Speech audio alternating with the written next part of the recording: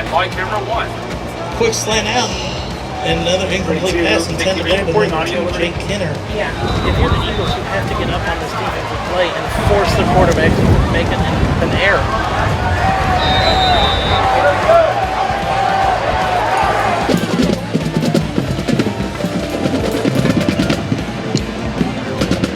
Excellent. You got the ball in. Nicely done. 3-3. Go to 3. By Bell. Bell breaks 2 tackles. It's all you 3. Bell's Nicely out. done. Oh, he should have stayed there. Keep following them back 3.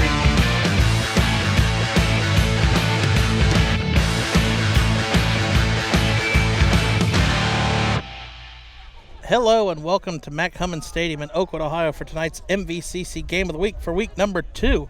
It's a Southwest Buckeye League showdown as the 1-0 Milton Union Bulldogs take on the 0-1 Oakwood Lumberjacks.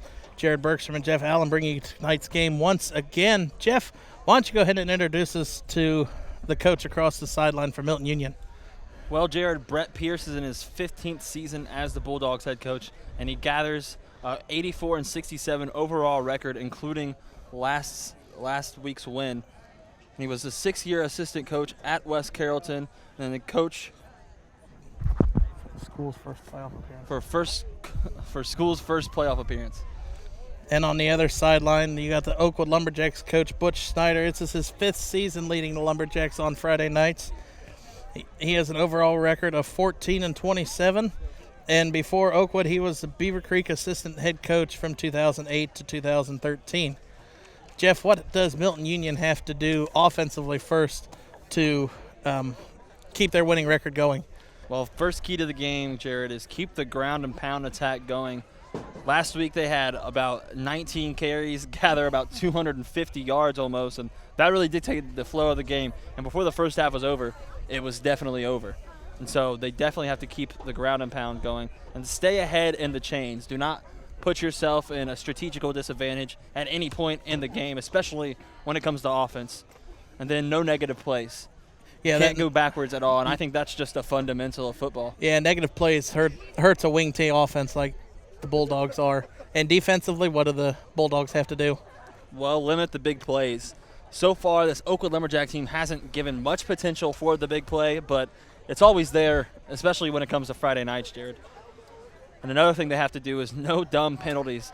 This is a game that I believe, and a lot of people believe, they have in the bag if they just play the way they know they can play. And I think the Bulldogs definitely have to limit mistakes if they're going to come out with a victory tonight. And what about Oakwood over there, Jared?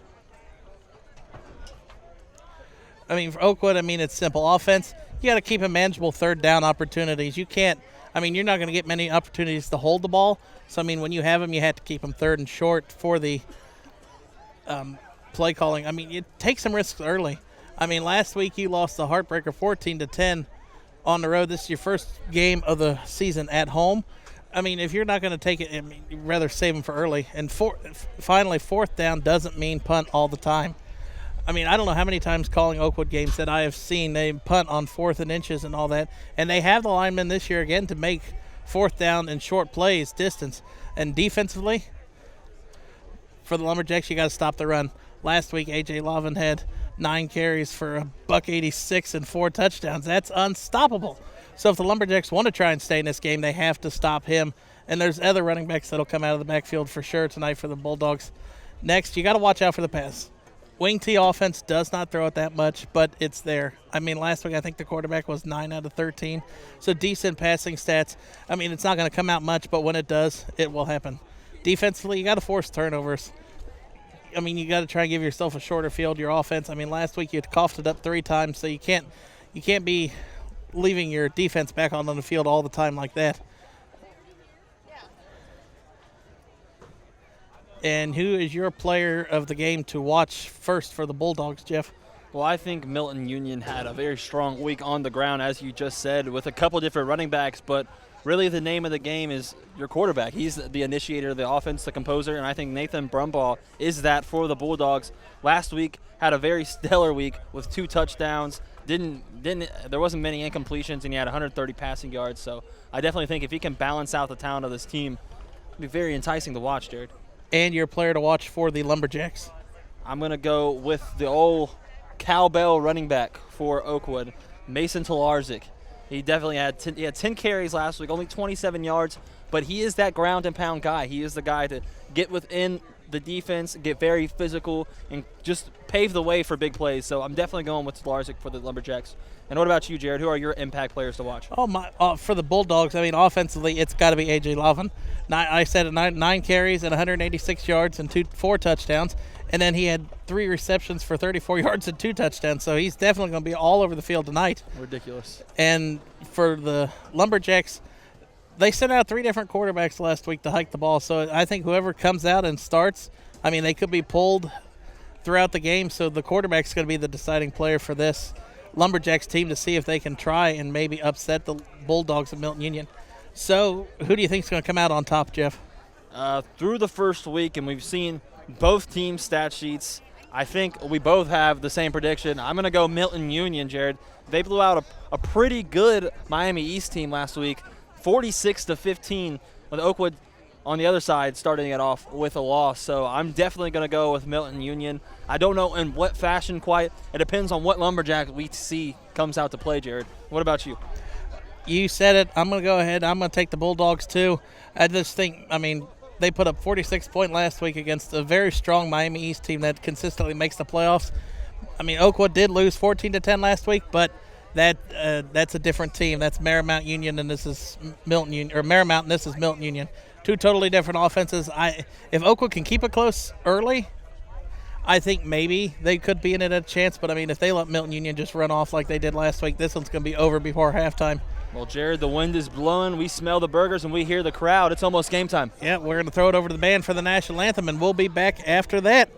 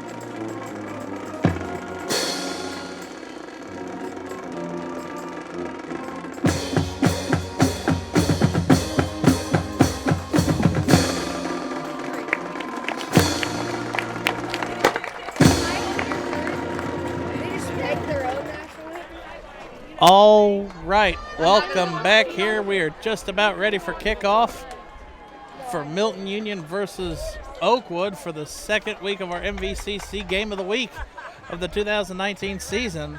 I believe Oakwood won the toss and deferred to the second half, so Milton Union will be getting the ball first. Good move by the Lumberjacks, no doubt about that. I don't know what the likelihood of it is of them controlling the game, especially with Milton Union's ground attack. So definitely a strategical move there by the Lumberjacks. And we're going to get to maybe see a highlight on the first play of the game as number 9 for the Bulldogs, Lavin is back to receive the kickoff. That's going to be the kid getting all the eyes the next few weeks. The Milton Union Bulldogs. Teddy Campbell has the ball ready. He's approaching the ball, and we are underway for week number 2. Straight to the young fields at about the hands. 5-yard line, and he's running full force. And he breaks one tackle, and he's out to about the 24-yard line, maybe 22. And out brings senior Nathan Brumbaugh. It was my player to watch, Jared. And last week he was 8 of 13 in his limited passing attempts for 130 yards and 2 touchdowns. So it's going to be very intriguing to see what he can do and whether or not Oakwood is going to try to put extra effort into stopping that running offense.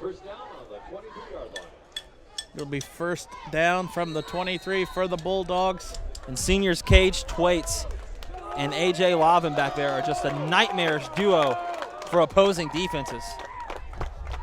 Brumball's under center. Going to pull out and pass it the first play of the game to number 6. That's Peyton Brown. And he will be close to a first down. Actually, he'll be about a gain of 4 on the play. And last week he had 1 reception, but it was a huge one for 41 yards.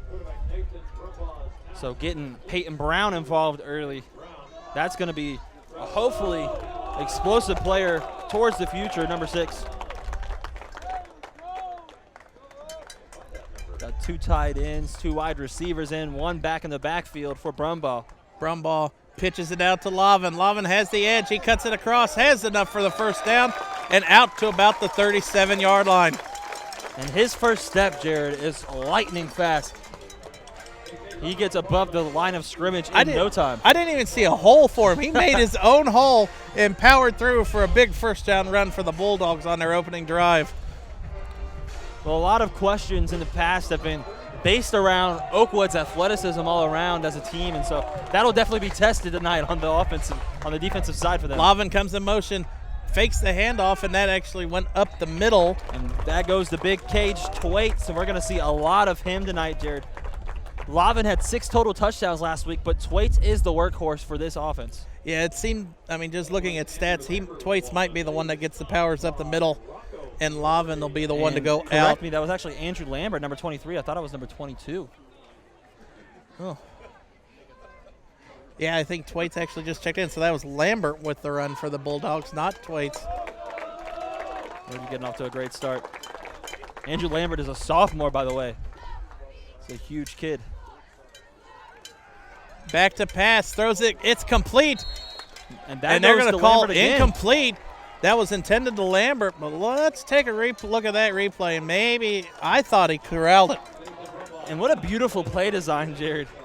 That play action was going everywhere. That play was hurried. Oakwood got in the backfield and disrupted that pass into timing. Brumball had to throw off his back foot. Yeah, good instinctive work by the inside of Oakwood's defense, but you got to think if they studied that play. Have they done it before? I don't know. 3rd and 6, so if Oakwood could come up with a stop here, it'll be a win for the first round for the defense. Pitch out to Lavin. Lavin cuts it back in, cuts it right back out, and tackled at about the 49. He'll be about 2 yards short. Yeah, I think that's going to be 4th down, Jared. Let's see if the Bulldogs want to gamble here early on the road. And with the explosiveness of this offense, I'm saying yes, Jared. And it looks like they're staying on the field. So huge 4th and 1 early for these Bulldogs. And you can tell the confidence they have in their offense already, Jared. Let's see if the Bulldogs just try and draw them off. Brumball's under center. Lavin in the slot, 2 big boys behind him. Looks back. 20 seconds left on the play clock. Twaits and Lambert are back there next to each Lavin other. in motion. Lambert gets the carry at the middle, and he might have enough for the first down. And he does. And Lambert powers through for a big first down run on 4th down for the Bulldogs. Beautiful execution of the T-wing offense. That's how it's done, Jared. You want to bring one running back across to block in the middle and get a lead block. And, wow, he let Lambert work his way into that hole. Yeah, he needed one. He got about 1.5 yards. Yeah, he fell over that one. Now Twaits gets the carry up the middle. Twaits cuts it back in, cuts it back out, and he'll have enough for about a gain of 5 on the play. Great tackle there by junior defensive back, and we saw a lot of him last year, Jaden Spar, number 11. He was in the interior of that offense, ready to make a play. Gain of 6 on the play as Milton Union is starting to drive into Oakwood territory. Brumball back to pass. Throws it across the middle of the field to the far sideline. Hauled in by number 6, Peyton Brown. Breaks another tackle. Oh, that was actually Lavin. He's still on his feet. And Oakwood forces a turnover. He stripped it out of his hands. And Oakwood makes the play. Oakwood comes up. Watch the end of this. Lavin comes up for it, tries to break a tackle, and the ball is poked out right there at the end. And Oakwood recovers it. Jaden Smar, in the midst of A.J. Lavin breaking another tackle, comes from behind and strips it out of it. He didn't even see it was there, Jared. So no fault whatsoever. I mean, he could have held the ball a little tighter, but other than that, he did not see him coming at all, Jared. So great play by Jaden Spar. He had a pretty good first defensive series and outbring Oakwood and their mystery quarterbacks. It looks like it's going to be number 18, Joe Louderback. We saw a little of him last week. And a little bit of pregame jitters, and you have, I think that's offsides against the Bulldogs. So now it'll be 1st and 5 from the 12.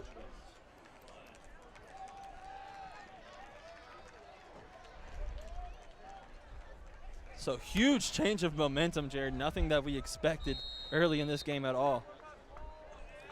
And Louderback last week had a pretty solid outing. No turnovers, but 4 for 8 with 47 yards passing. And let's see if he can get a little more explosiveness going this week. And I believe they're going to move that back 5 yards because of a false start. So 2 penalties early. No, another offsides. Wow. So that's a free first down for the Oakwood Lumberjacks, and they have yet to snap the ball yet. That's pretty shocking, Jared, as they had 0 penalties last week, and their 2 first defensive plays are penalties. So 1st and 10. Oakwood gets a major advantage in field position right here. Handoff goes up the middle, and it maybe gets to the line of scrimmage. That was tackled by Lambert. It was ran by number 6, your player to watch, Tilzerk. Talarzik. I completely butchered that one. You sit and practice the names, and then when it's time to say them, you mess Prime up. time, man. Can't choke, Jared. Yeah.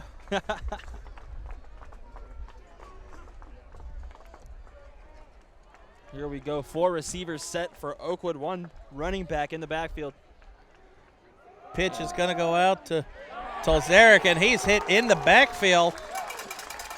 Initial contact there by number 61, Colton Jacoby.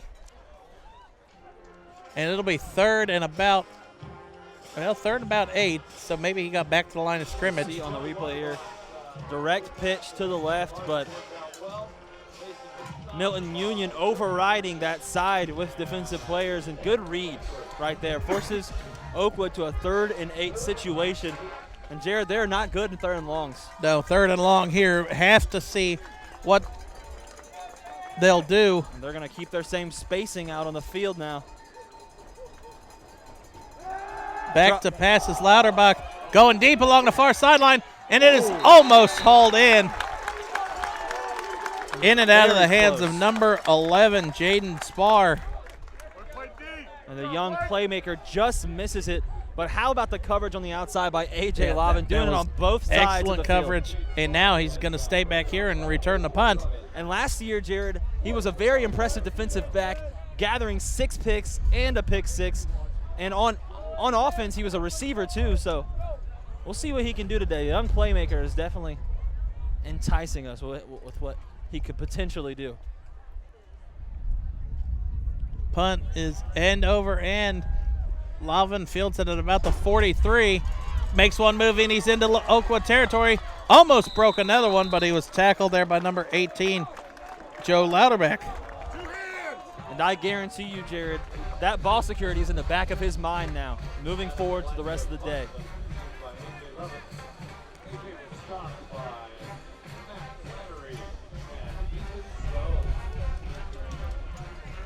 So Milton Union on for their 2nd series on offense. You think they keep it more on the ground here? I don't know. I think they made the right plays last time, Jared. It was just a mishap on offense. And there we go, a handoff to Thwaites on the outside. And how about the momentum that young man carries when he runs, Jared? He also plays defense. He got a sack last week along with his 11 carries.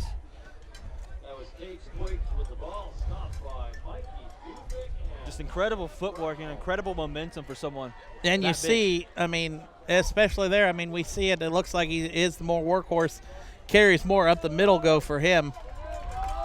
And you see, A.J. Lavin hasn't even been in the backfield this entire game. He's actually coming from the slot into from the motion.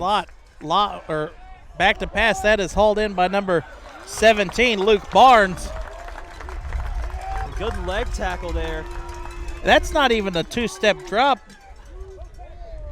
Quarterback's coming out and throwing it right off of his back foot. There's a good leg tackle there, but no coverage up tight on Luke Barnes at all. I think he was about 8 yards back, and he just kept dropping after the play. So good recognition by Brumbaugh to look over and see that on his left side. Well, look at the separation between Barnes and the safety covering him again. And you got to think. And a late flag comes in for a false start. So more miscommunication from Milton Union. Already the third penalty. Early illegal motion. So that's definitely something that has to drive the coaches nuts. 0 penalties last week and a complete annihilation. And within the first half of the game, first half of the first quarter, already 3. So it'll be 1st and 15.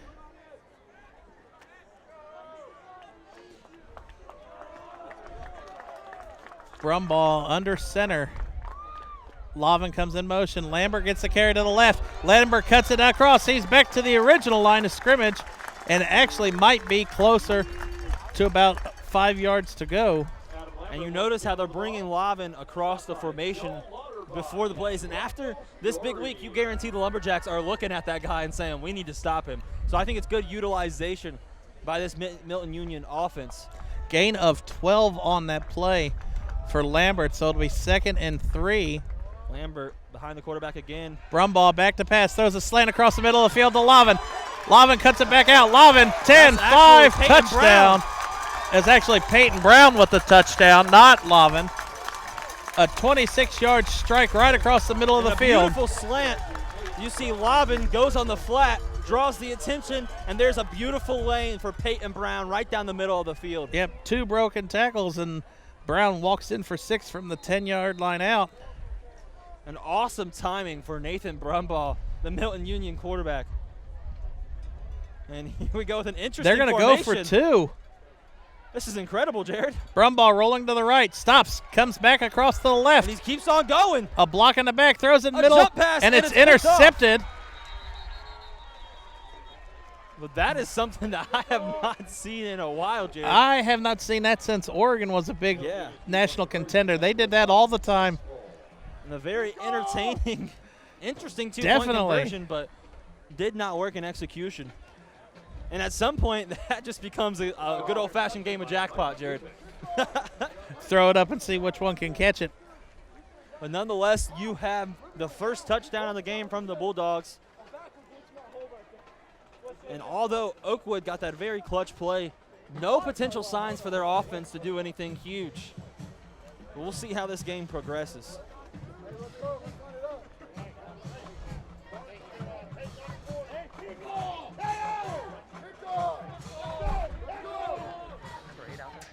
So now here we go, set to kick off. So that'll be Blake Brumbaugh out there, actually. Little brother of Nathan, who's a freshman. And you'll see him out there as a receiver a couple times, too. Now the rest of the Milton Union kickoff team joins Brumbaugh on the field. And back deep returning for the Lumberjacks, you got Matt Flannery, senior receiver, as well as Lander Wheat, tiny elusive defensive back, 5'6". So see if Lumberjacks can get anything going on special teams this week. Brumbaugh's driving at it, and here we go. Oakwood's chance to return a kickoff. It's going to be Flannery back deep. Bobbled it when he first caught it, but he's going to cut to the left. Keep cutting, and a shoelace tackle there by number 12, Nathan Brumbaugh. Brought straight down. Quarterback's making plays all over the field. And it's not often you see the quarterback out making defensive special teams plays, but incredible effort there. So it'll be 1st and 10 from the 19, so about where Oakwood stalled their first drive at earlier. Let's see if Louderback can do anything different and try and make a drive, sustain a little bit more, and get a few plays downfield. You'll see the Brumbaugh brothers on each corner, actually, Jared. Number 8 over here and number 12 over there. These are literally every position players. Yeah, versatile. Louderback going to I guess he handed it off off. to Wheat around the edge, and Wheat had a little room, but dragged down from the back. It was number 58 there for the Milton Union Bulldogs, Tim Arts.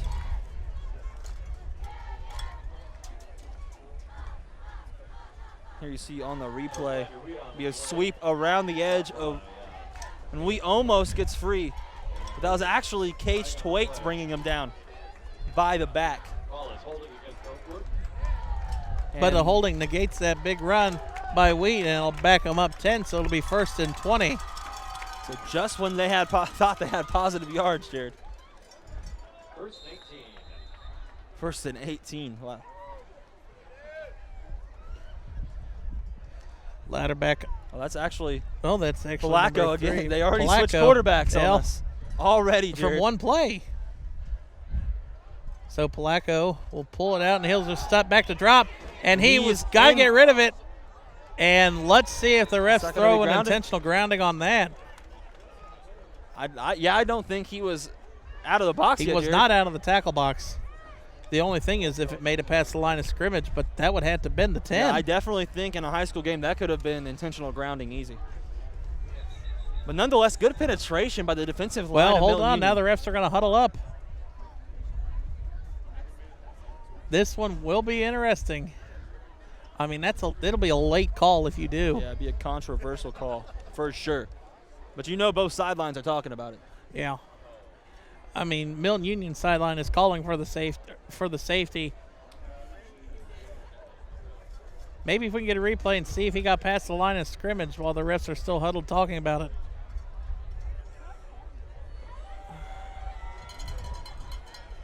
Here you see drops back out of the pocket. He drops He has back. nowhere to go. And That does did make not- it past the line of scrimmage. The refs are going to wave it off. No safety. Okay. It's not like they can go to the booth. Well, not the booth. We're sitting here on the visitor sideline, so they'd have to come over here and look at our monitor. And now you're going to back up 5 more yards and for a false another start. penalty, Jared. False start. So this is going to be 1st and about a quarter of the field to go. 1st and 24, or 2nd and 24. The Lumberjacks are making it very hard on themselves, Jared. They haven't shown many signs of explosiveness the past 2 weeks, and they're not showing us anything different here so far. Now, Oakwood is in the threat of a safety. 2nd and 22. 5 people rushing up on that line. Actually, it switches to 4. Palacco back to pass, wings it across the sideline. Oh, and my it's intercepted. goodness! Nathan Brumbaugh, the quarterback. The quarterback with the pick, and he's going to still try and get going. himself 6, but he's going to be tackled at the 8. And how about that for a player to watch, Jared? What a Cornerback pick. slash quarterback. Wow. He tips it to him. So here we go. Watch it in the Game of the Week replay. He tips it to himself. And just a bad throw by Adam Palacco. He had to get rid of it. Over his receiver, but what a play by Brumbaugh. And that's his first pick of the season. He got it. He didn't throw it.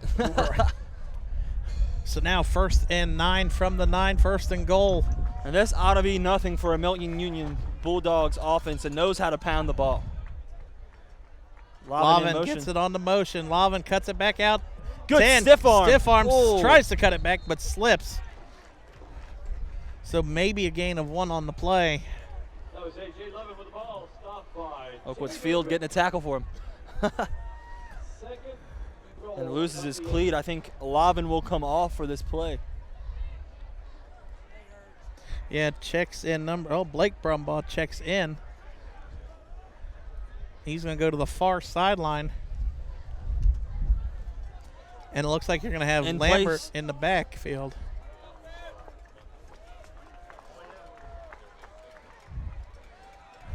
Lambert got the carry up the middle. Lambert maybe gets out to the 7. Good job by the Lumberjacks to stop him short. So it'll be 3rd and goal from about the 7. Timmy Dubich and Mason Talarzik up there. Very stout on that defensive possession, but 3rd and 7 here. And when Lavin isn't in, you'll often see Matt Pickrell, the sophomore slot receiver, fill his spot. Twaits in motion, and he will go towards Twaits. He's trying to pass the ball. He's just got to get rid of Lobs it. it up. Corner end zone. And they're going to say he's out of bounds, Yeah, but a flag anyway on the play. He almost caught that if he would have been about 2 feet back, Jared. I think they're going to call that offensive pass interference. It looked like he pushed off the Oakwood defender in the air. Let's take a look at the end. You see Peyton Brown go straight to the corner. He's trying to get position back there and just out of bounds. Well, maybe not. Yeah, that was just out. But they're going to. Blindside block against Milton Union. Ooh, something you don't see too much called a blindside block. That's going to be a 15-yard penalty. And rather a minuscule call, But Jared. Oakwood declined it. Well, the ref signaled Oakwood declined it, and they do, so it'll be 4th and Okay, 7. so they're going to bring it back. So let's see what the Bulldogs do. Do they just kick the field goal, or do I they think keep? Oakwood declined it. I think they're trying to tempt them into going for it. I think that's their strategy here. For the goal around the So it looks like they're going to switch it out, and they're going to go for the field goal. Yeah, it looks like they were going to go for it, but 4th not and falling 7, into Oakwood's yeah. trap, Jared. So now you're going to see number 9, Lavin, on to kick the field goal. Man, these guys they are true every, football players. Every down, every position players. True football players. For about a 22-yard field goal. Lavin's kick is up, and it is it is good. Wow. On the edge of the plane, and that puts the Bulldogs up 9-0 before this first quarter ends, Jared. That ball looked like it was trailing to go to the left side of the upright, but he barely squeaks that one through. Ooh, that right on the inside so of close, that. Jared. And now Milton Union on to set and kick off again for the 3rd time today. So a couple questions for you, Jared. Do you bring out Palaco after that interception? You know his confidence is doing well. He didn't start. Thrown in there for a pick. Who do you send out? Do you send out Palaco? Do you send out Louderback? I say you send out both and just put them both in the backfield. Milton Union ain't going to know what to do with both of them in the backfield. You got to try and do something. I made a mistake asking you. Yeah. I'm always down for the trick plays. But I definitely think Oakwood is coming out with an offense that is based off spacing. They're definitely going to have to get it to the playmakers. I think they should go for some wide receiver screens.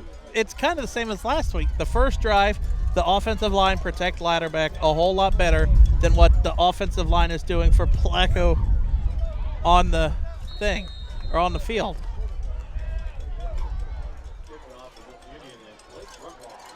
Brumbaugh's kick goes right down the middle of the field and almost goes out of bounds. Maybe should have kept that one or let it go out. And when it's 1-on-4, you are not going anywhere. Tried to break it, but Matt Flannery brought down hard by a sea of Bulldogs. Well, he went to try and juke him out, but then he saw there was 5 others around him, so he decided wisely not to. So let's see if the Lumberjacks can utilize their spacing, Jared. They're going out there with 4 receivers and haven't really gone to the outside yet to try to get some playmakers available. So it's definitely interesting to see what their strategy is going to be coming back out here. And I think that is Joe Louderback. Yes. If it's number 15 or 10, 18. it's whatever number he is. 18. Joe Louderback is out there again. So they're going to bring out Louderback. Seemed like there was better blocking from the offensive Duvich, line. the back right next to him. Flannery in motion. Louderback across the middle of the field and in and out of the hands of Andy Danis. That one it was catchable, but at the same time he did overthrow it a bit, Jared. It was a little bit out in front, but I mean still you can get a hand on the ball. You got to try and catch it. Milton Union brings the whole edge. The entire secondary is open. He catches that. That's at least a 40-yard play. He's still running. That is ridiculous. Oakwood has to be kicking themselves. Yeah. Then now you want to see, do you target that again? Look at the separation between the. Well, now we get a stoppage from the sideline. Well, Jared, you simply can't have a quarterback if you cannot throw the ball. No, but I mean now that one's more of a partial. I mean, yeah, a little bit out in front, but I mean you got to catch it. You got both hands on it. You got to try and come down with it. Well, we've seen it guy after guy. You go to Oakwood, you're going to get some passing yards out of this. If you can pass the ball, you're going to strive in this offense, and they're just not hitting the easy throws tonight. So here we go. 4 receivers set again for Oakwood. Still yet to utilize the spacing on the outside. Louderback under center. Motion in for motion Wheat. to Wheat. He cuts it back and he Goes upended. nowhere. Gage Twaits was right there. Perfect play of staying home right there. And high school coaches will preach that over and over again, Jared, especially on reverses and sweeps. You have to stay home, and that's exactly what he did. That was a loss of 3 on the play. Beautiful fundamental football. And now you got a 3rd and 13. You've missed every single pass you've tried to do. What do you do here if you're Oakwood? You got to pass it on 3rd and 13, though. I mean, there's no denying that one. We'll see. Louderback motion. They're going to hand it off Trick again. pass, Oh, trick pass. and it is Oh, intercepted wow. by Lavin, and Lavin stays on his feet. Lavin's going to have a pick 6 as he takes it to the house. There's not much to say about that one, Jared. A.J. Lavin with a 13-yard pick 6 for the Bulldogs. And Lander Wheat looked like he was going to be stuffed on the edge. It was actually a trick play, trying to lob it over the corner to Flannery. Yeah. Flannery, the ball goes so high, Flannery looks away. He doesn't think it's to him. No, it went way over Flannery's head, and now you're going to see Lavin on to attempt this extra point. Well, maybe. And that is so crazy to me, Jared. He just lobbed the ball up. Brumbaugh. Brumbaugh's going to run it in, and Brumbaugh. And that's a 2-point conversion. No, I don't think he got it. Definitely Ref looked like he throws was the over flag. the plane, Jared. I don't think his it was a knee. holding? I think his knee was down. How is there holding? There was no line. I don't know. There's somebody blocking. Yeah. Well, you saw he got the ball and ran right to the end zone. Here you see on the replay, Brumbaugh goes straight there, and before his knee touches, he kind of rolls over the defender. The old James Harrison roll. Personal foul, and that's against Milton Union. Okay, so interesting to see if they come back out here trying to go for 2 again. Okay, so 2-point conversion's good. Dead ball, personal foul against Milton Union after. So that's going to be applied on the kickoff, right? It should.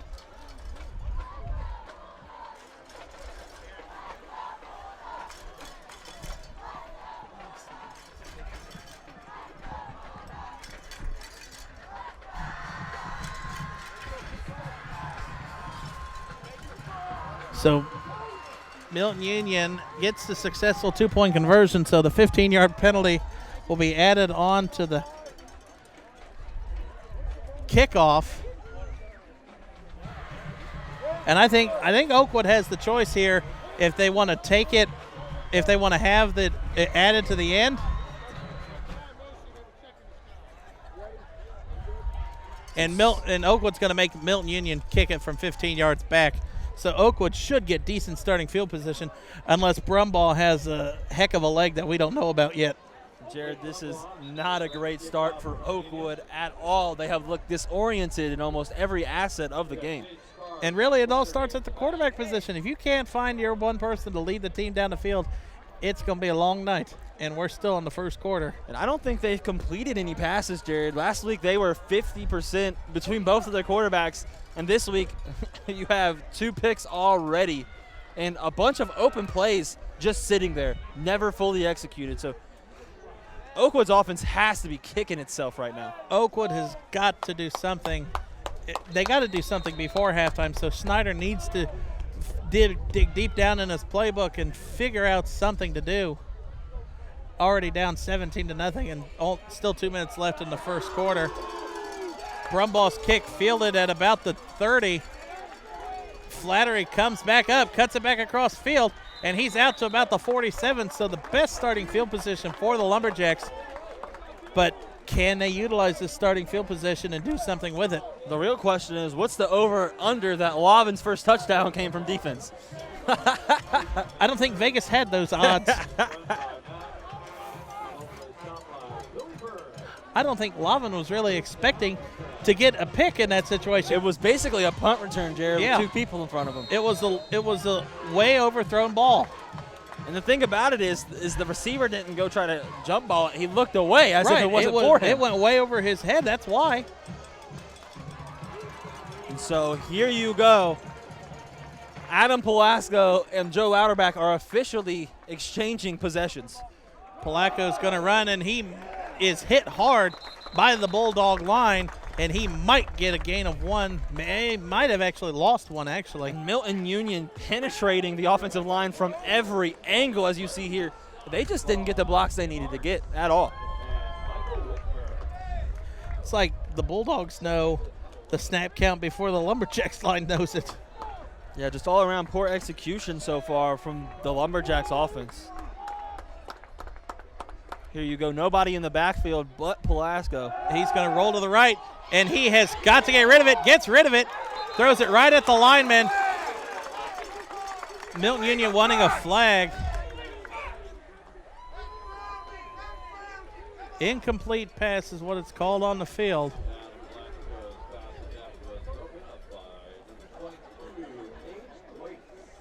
And Palaco just panicked. He literally panicked. Well, there was no blocking on that right side At or all. that left side, and that's where the pressure came from.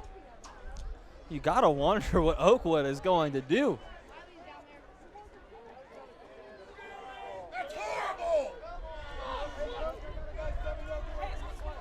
The ref is calling the ball was tipped.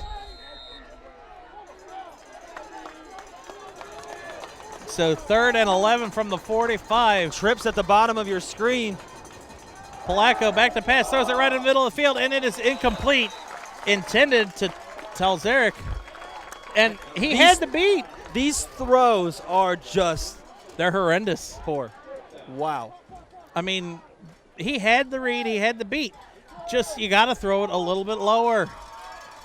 And I don't think I've seen so much inconsistency at the quarterback position in a few years, Jared.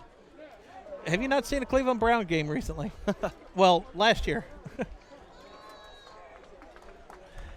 It's now Lavin set back to return this punt. Oakwood's punt. They've only had to punt twice, but that's because they've turned it over 2 other times also. Lavin fields it at about the 20, cuts it back into the left, cuts it right back out, and he is tackled at about the 35. Good group tackle there. Joe Louderback and company. About a 17-yard return on that punt. Also Sam Stacken on that tackle. Number 85. And Look, Lavin's so fast, you see him come in out of the screen, and he's like, he's not even there. So exactly 1 minute left in the first quarter from the 36. And here's the exciting part. So far, this Milton Union Bulldogs offense, wow. Brumbaugh hands it off to Lambert. Lambert cuts it back out, and Lambert loses it, and Oakwood recovers it.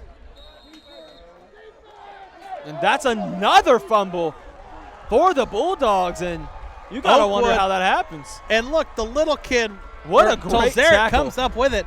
Watch the end of this, and the ball, for some reason, Lambert has it on his back. When he's hit, now excellent starting field position for the Lumberjacks. And I think that is just a trademark tackle from Talarczyk. I think he put his helmet right where the football was and tried to get it out. But, I mean, for some reason, I don't know if we'll ever know, but you saw Lambert had the ball on his back for some reason. I think he hit it out of the pocket, and he was trying to hold on to it. Oh. That's the only theory I got, though, Jerry. Yeah. So But here we go, the best starting field position for the Lumberjacks, and I don't see how they could possibly screw this up. Well, now you got Louderback back out there. And you got trips on the top of your screen. Louderback back to pass, throws it to a screen to outside. That's Flannery, and Flannery will have about a gain of 4 or 5 on the play. And Jared, I wish we could rewind this, but this is what Oakwood's going to have to do. I called this about 5 minutes ago. They need to go to their screen game. They have a lot of spacing on the outside, and the corners of Milton Union have been sleeping on them. So I really think that going to the screen game would benefit them here. I'd say you got to do a couple screens, and then you got to pull it out Yeah. and either run it or throw it deep. We'll just establish some spacing out there, if you know what I mean. Trips on the right side now. Louderback going to throw it. He's going to throw it across the middle, airing it out to the far sideline, and it's intercepted by the Bulldogs. He stays on his feet, breaks 1 tackle. He breaks another one. It's going to be a foot race to the end zone. And Nathan Brumball is the Wait. dynamite. Nathan Brumball with a huge interception, his second pick of the game. And how about this, Jared? How brutal the throw is once again. He just lobs it in the air, not even to the outside of the. But before we get too excited, let's see what the flag is. Flag of the play.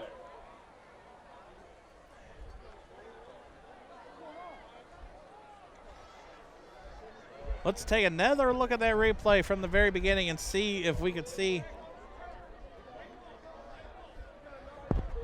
It's going to be, they're called, the refs are. But not the illegal touch. The refs are going to call it. It's a pick for Milton Union, and then they're going to call an illegal or block in the back. Let's see if we can see. It has to be away from the ball out of our screen. So a block in the back, but Milton Union keeps the ball on their fourth interception of the game. Yeah. And it doesn't matter how many times Milton Union gives up this ball. It just seems like it always comes back to them, no matter what.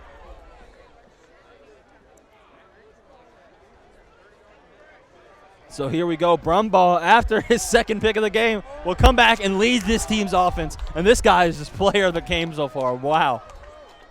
Brumball fakes or hands it off to Lambert right up the middle. That was another fumble, Jared. He lost the ball once again. The sophomore Lambert. But I think he got it back. Yeah, he definitely got it back. But you see, as soon as they start this It play, bounced right to him. He got lucky, but that is how your first quarter ends in the MVCC game of the week for week number 2. Milton Union leads 17-0 over the hometown Oakwood Lumberjacks. Let's see. I mean, what does Oakwood have to do defensively now to try to force a stop? You got Milton Union pinned deep in your own territory. Well, stay strong inside. Get that defensive line going. Get some penetration inside. The thing is about Milton Union is they don't mind running it inside because they know Oakwood cannot stop them. So they're definitely going to have to get some resistance going within the defensive line, and I think everything else will come together. But 3 runs through the inside have been fumbles for the Bulldogs. I mean, for sure. But that's out of their control. I feel like that's more or less on Lambert's shoulders. He has been the one coughing it up the most tonight. So we'll see how he adjusts. I'm sure Coach had a very stern talk with the sophomore when they got back to the sideline. That's 3 fumbles in one quarter. That's when you just walk down to that end of the field and just wait until the rest of the team comes out because you don't want to go near the coach. I wouldn't want to either after 3 fumbles in the first quarter. When the coach's face is red more than your helmets, you kind of don't want to go near him. But once the young man has the ball in his hands, he's 6'2", 217. He makes it go, man.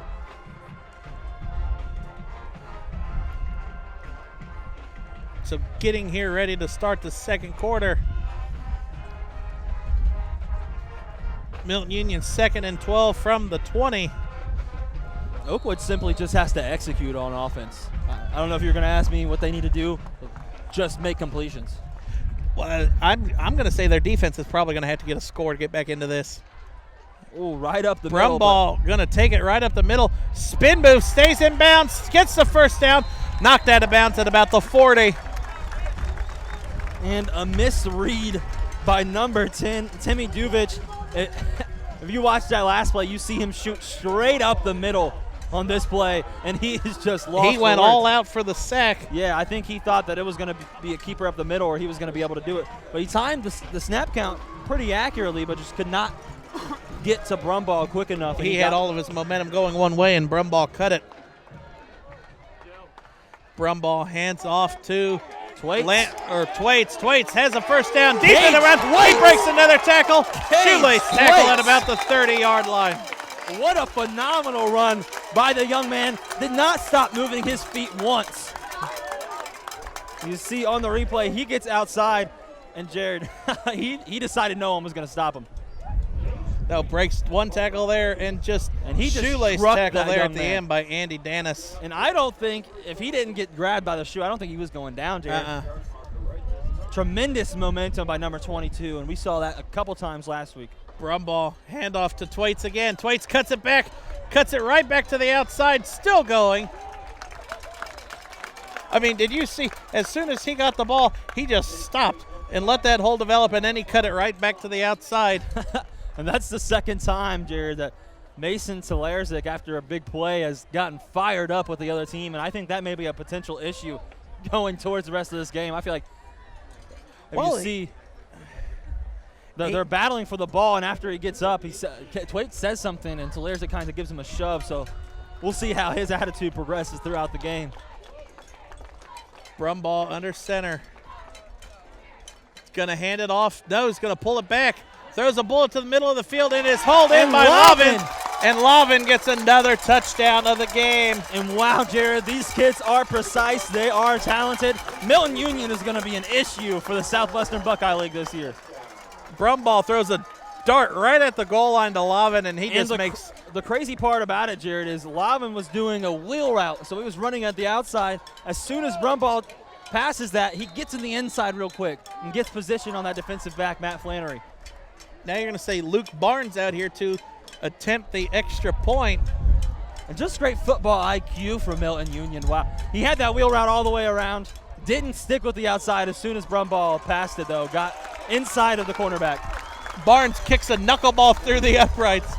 Barely goes in, but now it's 24-0 for the Bulldogs. And Jared, I don't mean to be degrading it in any way, but we kind of saw this game going this way, especially after last week's loss to Marymount.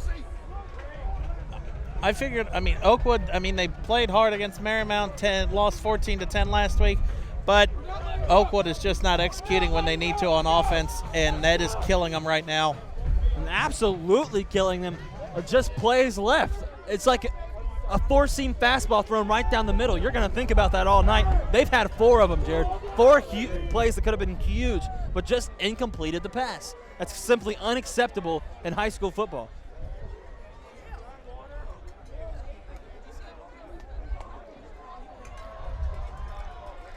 So Blake Brumbaugh on to kick off again for the Bulldogs. Sets the ball on the tee. I think the thing that makes this Bulldog team so dangerous is their versatility. The fact that their quarterback and their star wide receiver are their best defensive backs. Line or the best safeties and corners.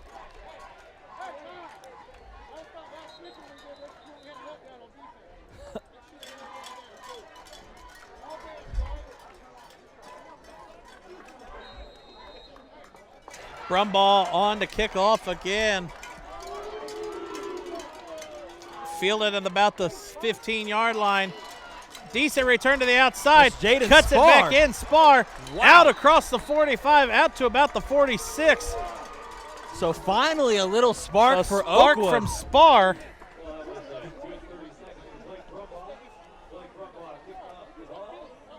And you see there, he trucks over Brumbaugh, but Brumbaugh brought him down, but Brumbaugh got a hit hard there. Yeah, and you take it. At this point, put you on special teams. That's the best run they've had all night. Put Spar in the backfield and let him run over someone. For sure. And I'm definitely expecting some reverses, some screens. I'm expecting something here, Jared. I want a flea flicker.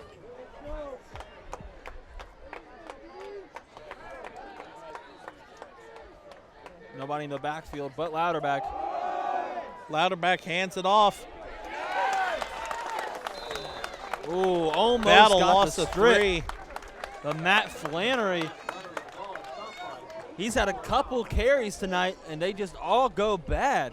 Yeah, he did have that. It was loose, and he somehow ripped it back. But a loss of 3, so 2nd and 13 from the 42.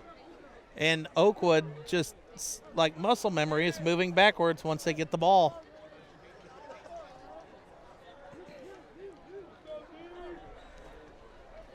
They're going to have to put one of these quarterbacks in some kind of rhythm, Jared, some drag route, screens, or something. They just need some completions.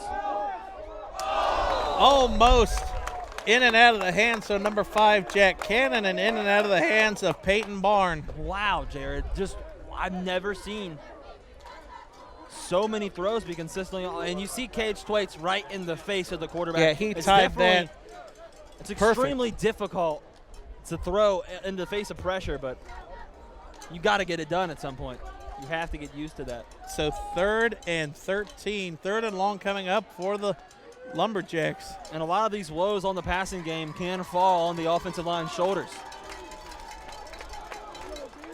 Look at Twaits. He times that jump perfectly again. He's going to the Louderback rolls opposite to the side. right. Louderback throws it across the middle, and the receiver fell down on that one. That was intended to number 13, Kevin Smith, but he slipped. Still, Jared, a little high on that throw. You see him roll all the way to the right. Good block by number 10 there, Duvich. And, yeah, he just slipped right there at the end on his cut back. So 4th and 13 from the 42. You're going to see Adam Polacco come out to punt. Well, maybe. And I think Oakwood's entire team lined up and walked under a ladder while watching a black cat.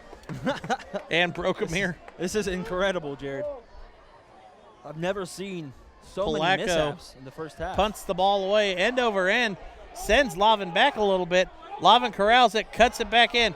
He makes one defender miss. A flag comes in.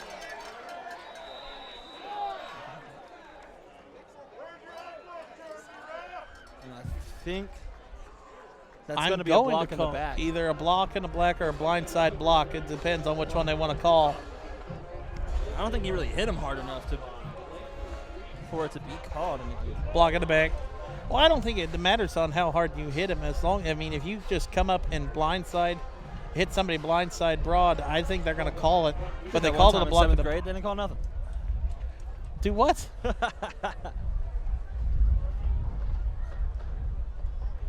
So it's going to be 1st and 10 from, it looks like about the 8, 10. 1st and 10 from the 12. 24-0 here. My mentality is hand it to the big boys and do what's been working for you all night. Twaits and Lambert are making it happen back there. Play action, handoff to A.J. Lavin. Lavin cuts it back in across the field, still on his feet. Out across the 15, out to about the 16, I think. And I thought he was going to bust it to the outside there, Jared, but good job by Oakwood containing the dynamite that is A.J. Lavin. A.J. Lavin with the ball once again. Stopped by Sam Brown.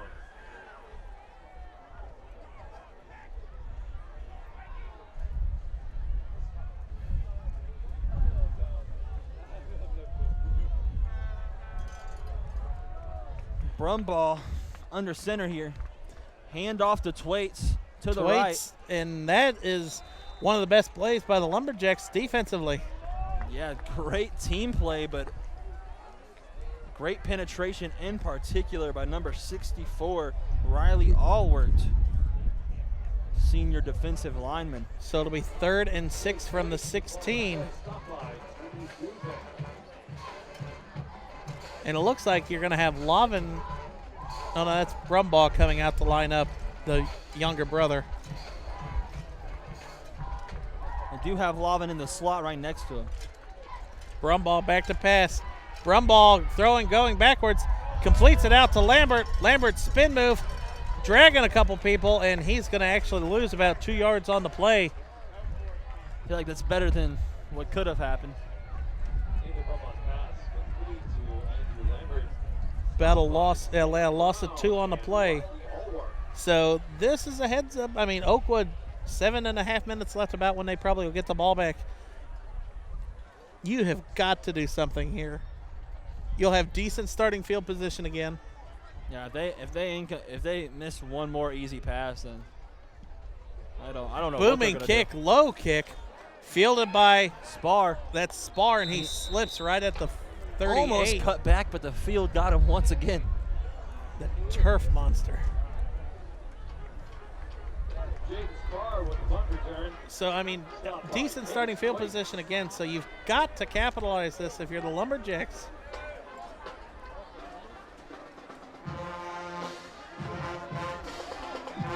And time after time, they have gotten in position to do something with the football, but it's never happened so far, Jared. They cannot get a completion more than 5 yards.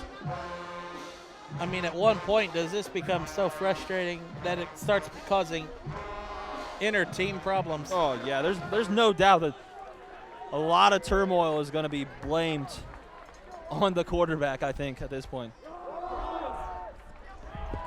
And here we go, a seam for Oakwood. Lander Wheat going to take it down the left side, and probably the biggest play all night for the Lumberjacks offensively. Very nice run. And I think that's the guy I'm waiting for to explode. He looks like he has so much elusiveness in him. As I'm saying that, he goes grabbing his hand. First and 10 from the 21, so knocking on the red zone here for the first time tonight for the Lumberjacks. I think there may be a hand problem from number 4. Lander Wheat keeps on reaching for it. Louderback's going to run right up the middle for about a gain of 5. So some two really positive plays for the Lumberjacks so far. I think this is the first string of very positive plays for them all games. You'll have trips on the right side at the top of your screen. One back behind him. Louderback throws a screen pass to the outside. That's Wheat. Wheat at the 10. Wheat at the 5. Puts his head down and falls at about the 3. And there we go. He's keep on. And that time he came up really slow. Yeah. And he keeps on struggling with his injury. I think they're going to take him out. He's coming back towards. Let's see. They have no choice. He is arguing with the coaches right now. He's staying in. Yeah, he said to heck with this. And now they're going to send in a replacement, and they're going to say you're coming off the field, as it looks like. They're behind, but you have to love Flannery. this young man's attitude. He did not want to come off that field. Flannery replaces him. Hand off to Tolzeric. Up the middle. Did he get in? He did. Great touchdown by Mason Talerzik. So 3-yard run by Tolzeric. And Oakwood breaks the goose egg and gets 6 on the board. And at this point, I would assume just going for 2, because you do not know when you'll get the ball back. Right. Well, just great execution, Jared. This is what I've been waiting for all game. Literally calling the screenplays. I've been waiting for them to get it to Lander Wheat to make this a competitive game.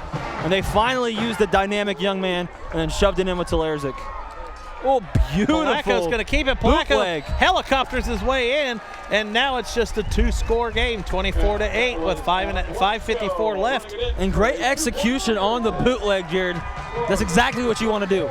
I don't know. Well, let's take a look here, but I don't know if that was a planned bootleg or not. Everybody, please, when you get a chance, But Mason Talerzik getting his first touchdown of the year.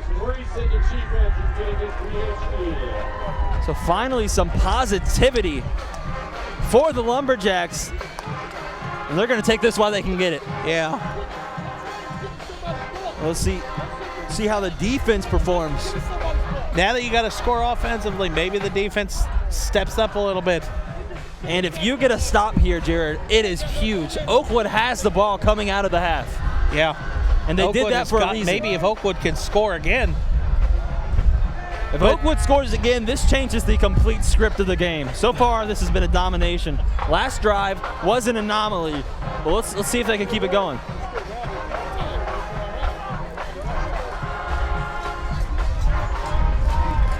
But who says Oakwood's going to kick it deep here? Right. That would be an interesting changeup. I would love that. It has to get to the 50. From an aggressive football standpoint, I would love to see that.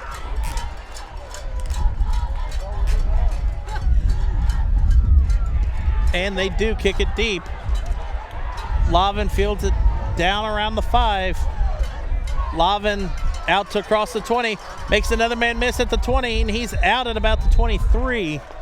An explosive young man is finally brought down, but 5:45 to go, Jared.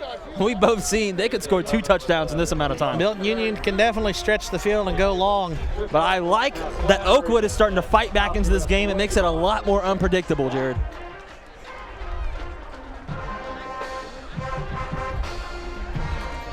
So, I mean, if you're Oakwood, do you come out here? They've been running it a lot right up the middle. Do you kind of stack it that way? First down, Milton at the 22. Doesn't look like they are, Jared. They're spreading out.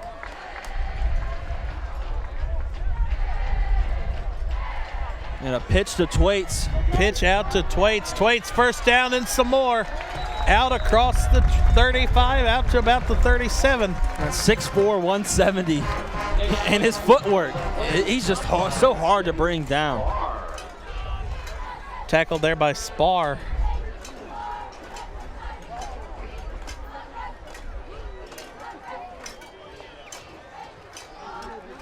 First down and 10 from the 36. And at some point, Oakwood's defense has got to start to get tired. They've been out there quite a bit. Handoff up the middle for Lambert. Lambert bounces off one defender and finally goes down at the 41.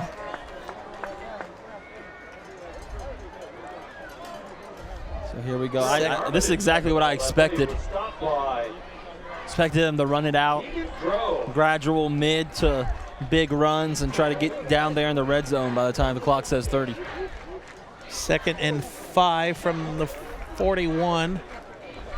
But a chip on the shoulder of the Bulldogs, I'm sure, is I don't think they think that the Lumberjacks can stop them on the ground game. So far, they haven't really been able to. Barring fumbles. Brumball back to pass. Incomplete, intended to Peyton Brown. Peyton Brown has made some big plays so far tonight, but wasn't able to reel that one in. Brumball was moving a bit, did not set his feet. And now 3rd and 5. Just out of his reach. 3rd and 5 with the clock stopped. Oakwood yet again with another chance to stop them. And this can flip the entire script of the game right now, Jared.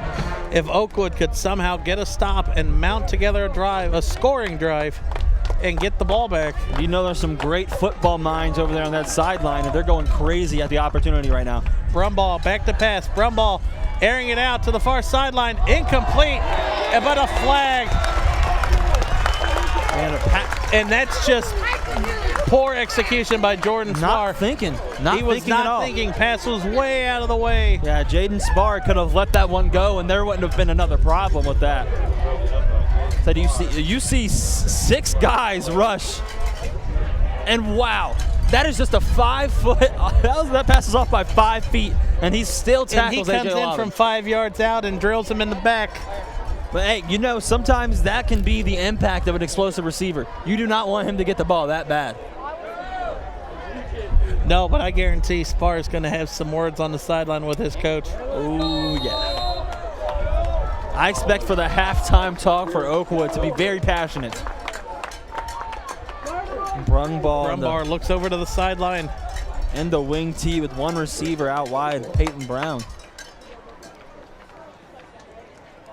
Hands off to Thwaites. Thwaites cuts it back out. Thwaites has enough for a first down out to the 30. Beautiful job by the offensive line there, the left side just paving the entire way.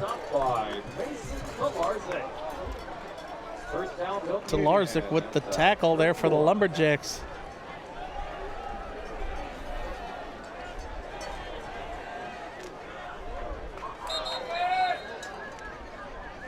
Late substitutions here for the Lumberjacks.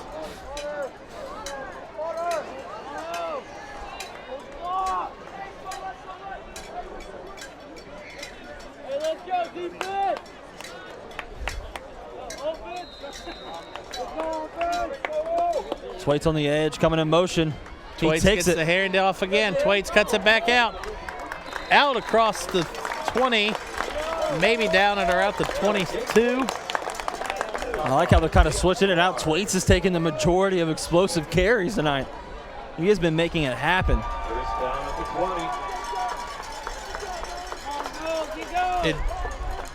Okay, they did end up changing it to a first down. I was about to say he was pushed out past the first down. And they called the first down, so the clock will start ticking now, and 3.5 minutes left. I don't even know if they thought they were going to be down here that fast. I thought they weren't going to be down here quick enough. Brumball targets across the middle of the field. Oh, wow. And they're not going to call a flag on that either, Jared. Wow. That looked like it was helmet to helmet almost. I don't know. Let's take a look at this replay. And what a beautiful pass by Brumball. Splitting the... Wake up! That was a helmet-to-helmet hit. That was definitely missed there by the refs. And I cannot believe they missed that, Jared. This is a high school football game. You have to be on top of that kind of unnecessary roughness.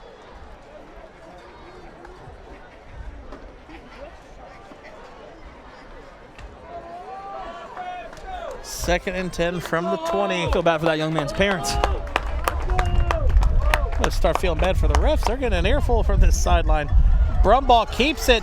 Brumbaugh down to around the 11. I think it's going to be a 3rd and 6, 3rd and 7 right now, Jared.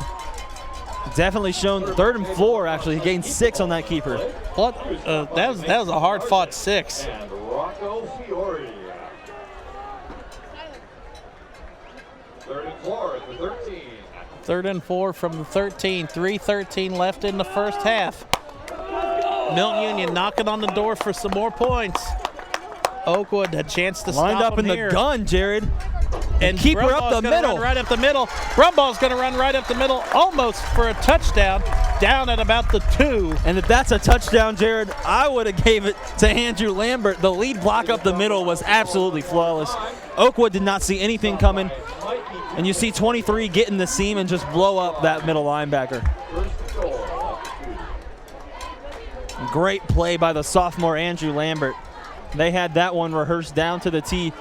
And now here is a situation that I do not see Oakwood stopping the Bulldogs in any aspect. Goal-to-go situation. 3 running backs in the backfield. Brumbaugh hands off to Twaits, and Twaits caps off the drive with a score from 2 yards out. That was not even contested, Jared. He untouched. Cade Twaits. And how about the blocking? Lavin and Lambert coming perfectly in front of him, lead the way.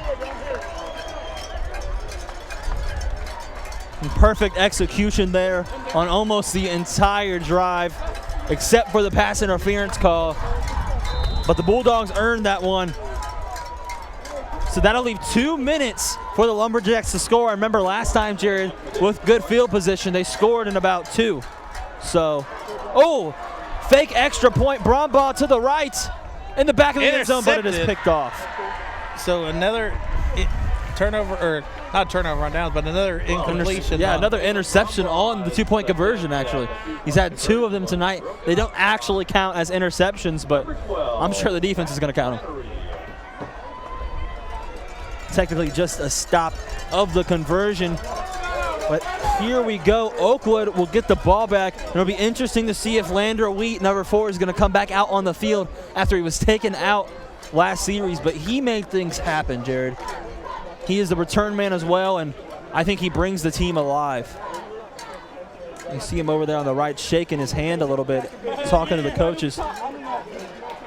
This will bring out Brandon Brumbaugh and company, a special team defensive squad.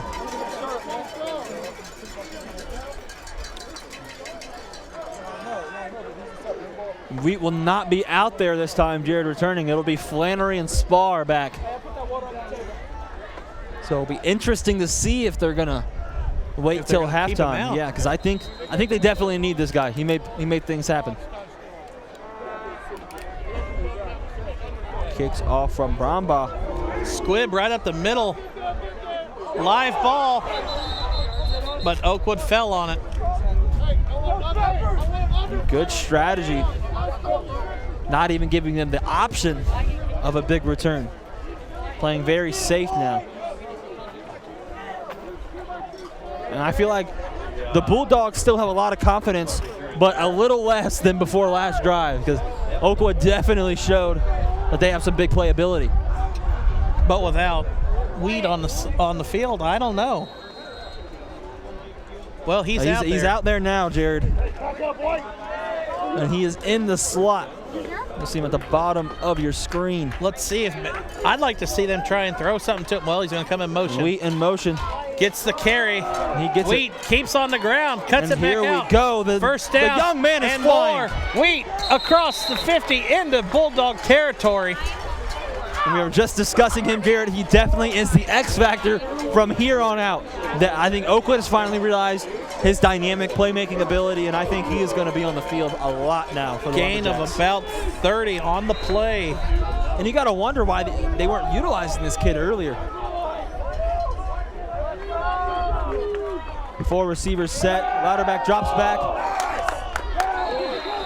And I think that one hit the ground there.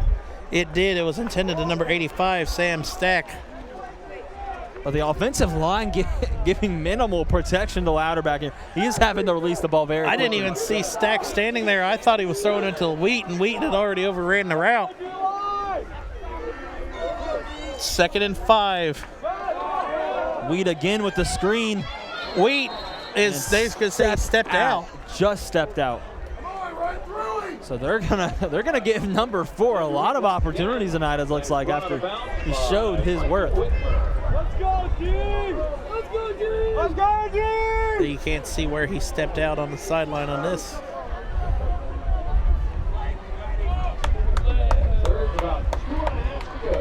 Third and 2, a minute 48 left from the 37. Oakwood trying to sustain a drive. Palaco hands off, and that'll be 4th down. Across the plane, Jared. That was Mikey Duvich. And Oakwood running quickly back. calls the timeout, so you wonder if they're going to go for it on this 4th down opportunity. I definitely think they are, Jared. There's only a minute and a half left. But the thing that I'm scratching my head about, why put Palaco in there in that situation? Louderback had led them down the field. Well, Wheat has led them down the field. But Louderback has not done anything wrong to be taken out in that situation. Well, I think Palaco's just more the running quarterback. I think that's what they're. But he didn't even run. He handed it off. I don't know. He handed it off to number 2, Mikey Duvik. The quarterback situation is definitely constantly questionable throughout this game. You would think after week 2 or into week 2, you would have your starting quarterback figured out. It doesn't seem to be the case, Jared, unfortunately. Both Louderback and Palaco having their mishaps, but Louderback leading the drive last time. I think he won the job with that. You know, you would think, but I mean, as we take a look at who's coming out, Louderback is coming back out Louderback again. He's definitely going to be an enigma moving forward. 4th and 2 from the 37. They're stacking the line. Louderback's going to run right up the middle, and it will be close. He got it. Yeah, he definitely They did. The ref signal already. A good play by Louderback getting in that seam. It looked like they were not getting through that defensive line of scrimmage.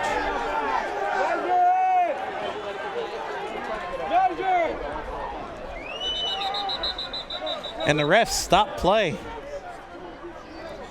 They haven't moved the chains yet. No, the chains were taking forever. I don't know what was happening there, but let's see what the refs. And he's arguing that the chain should have been moved. I think Milton Union's coach is wanting a measurement. Yeah, Milton Union's coach is definitely wanting a measurement. He's seeing the line of scrimmage, and it doesn't line up to where the first down marker was. And the refs are going to not measure it and call the first down on the field. Milton Union's coach is still giving that ref on his sideline an earful. Louderback under center, 1:20 left. Throws a bullet to Wheaton. Wheat makes the defender miss and gets upfield. 1:13. A very beautiful cut right there. 2nd and 2, a gain of 8 on the play. But Oakwood is letting the clock tick away. A minute left. Louderback throws it to the other side, and it is incomplete, but a flag comes in from the far sideline. Let's see what the flag is. And Louderback really he's not doing a good job at making his throws unpredictable. He can't throw on the run. Yeah, well, also, he is just leaning his body towards one direction, eyeing his receiver the whole time. So I definitely think that is a problem. And Milton Union's going to read that all night long.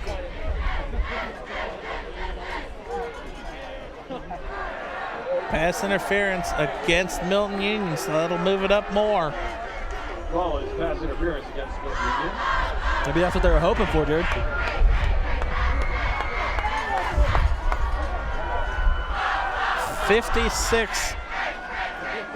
.4 seconds left. Ball will be placed at, I believe, the 16. 13. 1st and 10 from the 13. So they can get another first down without getting the touchdown. Louderback throwing it to the corner of the end zone. And it is hauled in by number 11 Spar with what a a 13-yard moonshot. catch. I've never seen a jump ball throwing that high. And he didn't even have to jump. He just put it right in the breadbasket there. Well, but I definitely see the defender's point of view. Just coming off of a defensive pass interference, you just kind of want to position yourself to where he cannot get it. Well, you see there, number 12, Brumball got lost. lost track of it. I think he thought he pushed the defender to the sideline. And by the time that play was done, he had no cleats on. He made that touchdown catch with no cleats. So Oakwood lining up, and it looks like they're going to go for two again. Palaco's under center. Palaco going to throw it to the far side, wide open. And Oakwood 2 for 2 on 2-point conversions. And these last two drives, Jared, I think we're watching a completely different team. This is a completely different team. This is spectacular. But is it too little too late? I don't know, Jared. I definitely don't think. There's a whole half. Think about it. There's a whole half. We've seen 46 points put up in one half. But Oakwood has not been able to stop Milton Union on third down when they've needed to. That's the only thing that is killing the Lumberjacks. They have got to stop them on third down. We're just going to have to rely on fumbles. And right now, with 51 seconds left, Milton Union 3 timeouts. If I'm Oakwood, I'm squibbing this ball right up the middle of the field. No I'm doubt not letting about Lavin touch it. No way at all, but no matter what, great half played by Milton Union. Great But a great. strong second half of the second quarter for Oakwood. And those two possessions have been really great to watch here, barring the questionable pass interference call. So 51.3 seconds left. Campbell set to kick off for the Lumberjacks. He's not taking a step. Oh, there he goes. I was about to say he wasn't stepping back at all. But now there he goes. Campbell drives it. They're going to let Lavin. No, they're going to kick it away from him. Fielded, I believe that's Brown. Brown fields it, and he's hit in the backfield, or hit down behind the 20. Matt Pickrell, he is the replacement for Lavin at slot receiver. So 44 seconds left. And with the Milton Union team we've seen tonight, Jared, they could easily score this ball. They could at least get into field goal range. 3 timeouts? It all depends on what happens on this first play.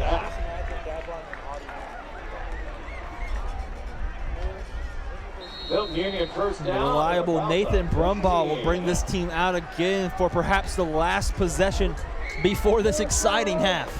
There have been fireworks this half, Jared. Brumball under center. Brumball hands it off to Lavin. Lavin has a seam, Jared. Lavin has a seam. Lavin cuts it back outside. Lavin's at the 40, the 30, high steps, the 20, the 10. A.J. Lavin, an 86-yard score. And that's the potential we saw. But a penalty marker comes in late. Oh, my goodness. And this is on Milton Union, I'm getting out of here, Jared. Yeah, we're dropping the headsets and running because these refs or these fans are about to attack the refs. And I've seen, and I'm trying to be impartial here, I have seen inappropriate blocks from Oakwood on their offensive possessions. I don't know how they would call this another block in the back. So penalty on Oakwood? The touchdown will stand. Is it unsportsmanlike? And I think it's unsportsmanlike on. Maybe on Oakwood, I don't know. I don't know about that one. I was too busy in that moment. What an incredible run by A.J. Lavin. 40 seconds left, just talking about how this team has one play 44 potential. seconds, then they drive it down in one play. And it's not like he caught a seam and outran everybody. He weaved through the defense the entire time. This kid is so fun to watch, Jared. Extra point, high snap, kick is up, knuckleball through the uprights, and it's good. A.J. Lavin, remember his name. We need to start high school fantasy because I'm taking him with the first pick.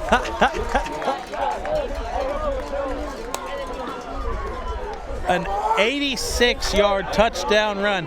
Took only 13 seconds off the play clock. How about this, Jared? 13 seconds up to play clock while he's weaving through the defense, but 1 rushing touchdown, 1 receiving touchdown, And 1 a pick six.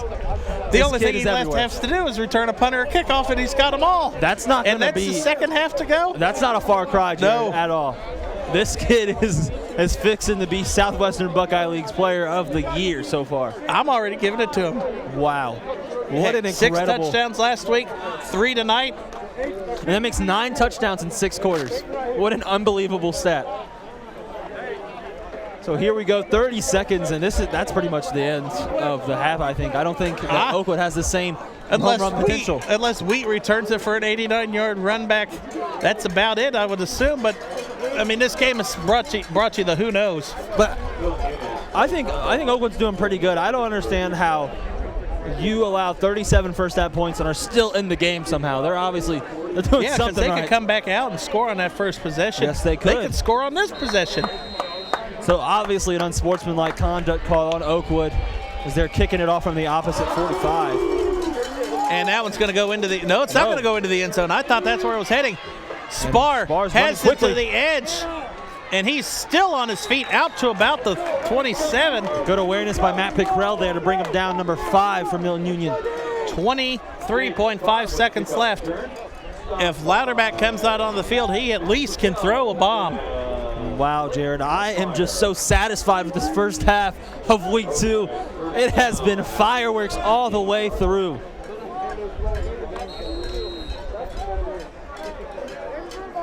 And now, do you give it to Wheat on a run? I definitely think that's the man for the job.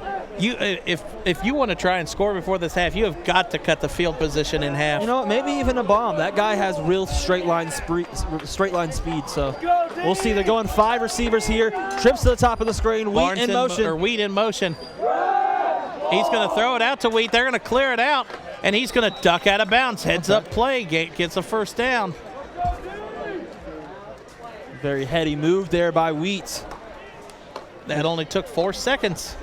And I'm surprised we didn't hear about this guy before the game. He is definitely obviously left off the score sheet or off the play sheet last week. And he is a very reliable playmaker. And who knows now? I mean, with what he's done today, if you put him in the game at all last week, does Oakwood get that win? Louderback back to pass, and Louderback sandwiched and fumbled in the backfield. Milton Union gets another possession. And wow, Louderback has to get rid of that. Even if that's a grounding there, you have to get rid of that ball. Louderback sandwiched in the backfield and coughs the ball up. That is incredible. And we thought we were done seeing Milton Union on offense this half. I think I said this was the last possession 3 possessions ago? Yeah. Yeah, okay, just checking. So with 13.9 seconds left, Milton Union takes over on their own 29. And if I'm Oakwood here, I'm going cover 7 contain. I'm pushing people down. I'm getting a pass interference penalty. Yeah, I'm pushing. I'm going all the way back. I'm not letting a touchdown. Milton Union calls a timeout. Here we go. So what do you think, Jared? Definitely last possession. What's the over under on this possession yet? I say. I strongly recommend the walk. I think we're going to see a Brumball to Brumball touchdown here. The Oakwood Athletic Boosters have a huge supply of spiritware. I mean, how many people can say they threw a touchdown to their younger brother? Be pretty incredible. I definitely think it's going to be done by the end of the season, but I don't think so here. I think Oakwood's going to pull off a stop. I really do. Really? Yes, sir. Oh. I think Oakwood is going to have a cover 7 on the spy. first play. Everybody back. Oh. Everybody back. I think they're going to have complete contain here. I don't know why you would go any other way, to be honest. With how Oakwood's defense has been so far when Milton Union has gotten this close, I'd say the only way Oakwood gets a stop is if they put all 53 people out on the field. But look, Lavin lines up in the slot. And a 4-receiver set is not good for Oakwood. They're coming with a blitz, too. Throws it, and that is incomplete. 9 seconds left, and you know they can still do it, Jared. 9.3 seconds left from the 29. 2nd and 10, but a flag on the opposite side of the field. Chop block against Milton Union, so that'll back it up.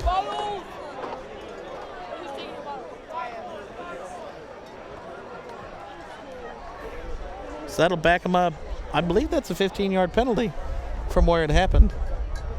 Yeah, and now I think Oakwood is a little bold going for the blitz there up the middle with their middle linebacker rushing 5. Well, you saw Oakwood had the protection because, I mean, he had to check it down. Yeah, I definitely think they're going to drop everybody back here. I thought they would do that last time, but We'll see that now. They're not going to drop the people back, and Brumball's going to lob it over.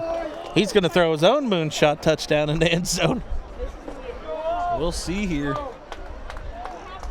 Brumball throws it to the outside to Brown, pitches it back to Lavin. Lavin hurdles the defender and gets out of bounds and gets the first down.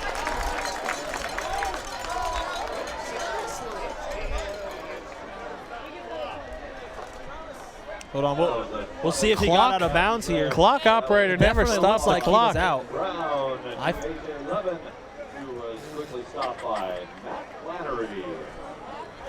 And that is how the first half will end. Milton Union 37. An odd first, an odd end to an odd first half. 37-16. Milton Union is up in this exciting game. Nothing has ceased yet to amaze us in this half. We'll see if the second half is just as good as this half, as we'll be back after the halftime break in your MVCC Game of the Week for week number 2.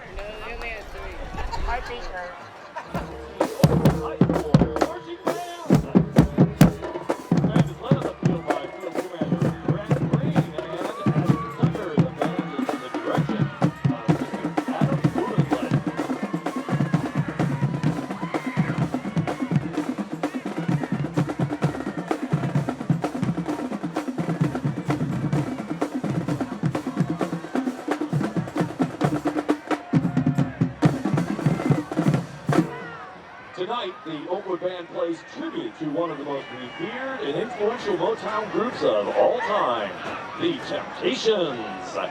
The Temptations burst onto the music scene in 1964 with their distinct style, swagger, and sweet vocal harmonies. Appropriately, we kick things off tonight with this energetic hit single from 1966. Here's Get Ready.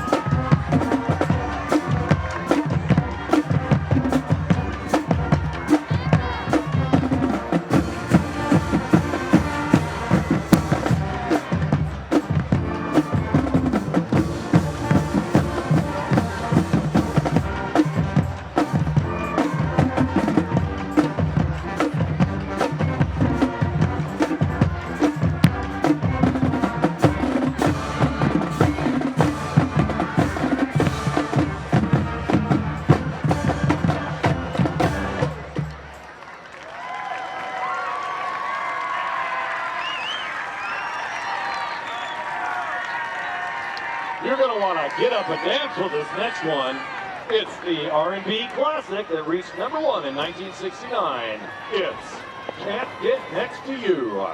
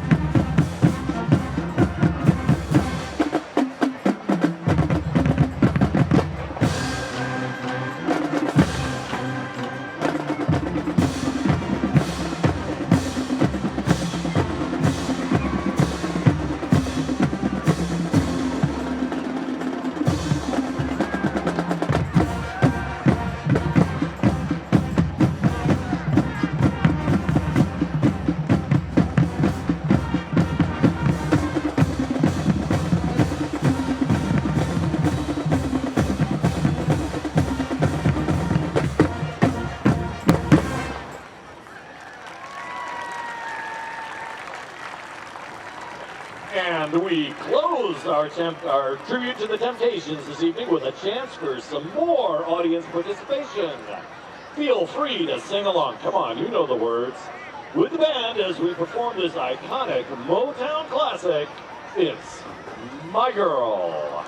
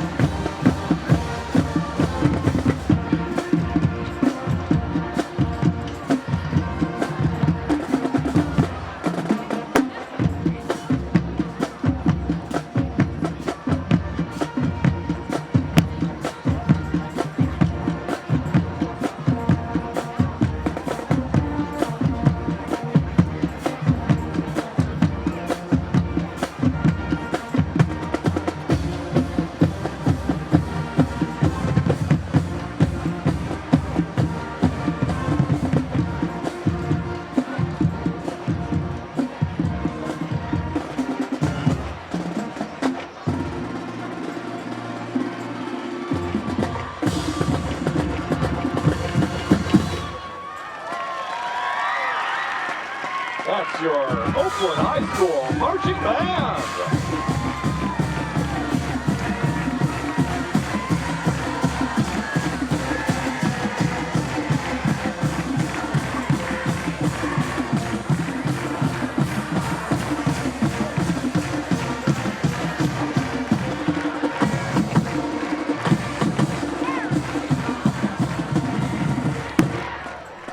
All right, welcome back here to Mac Hummin Field for the second half of tonight's MVCC Game of the Week for week number 2. Milton Union leads the Oakwood Lumberjacks 37-16. Oakwood will receive the kickoff to start this second half. Jeff, what stood out to you in that first half?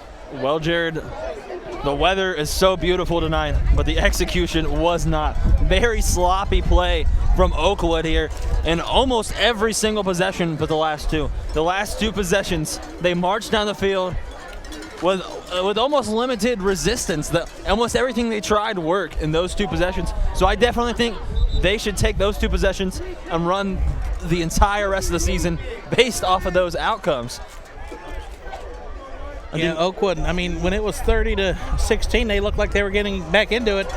And then they fumbled that ball, and Milton Union scored in like 10 seconds. Yeah, A.J. Lobbin took it straight down. And that kid has validified the hype tonight. He has just been so incredible and explosive.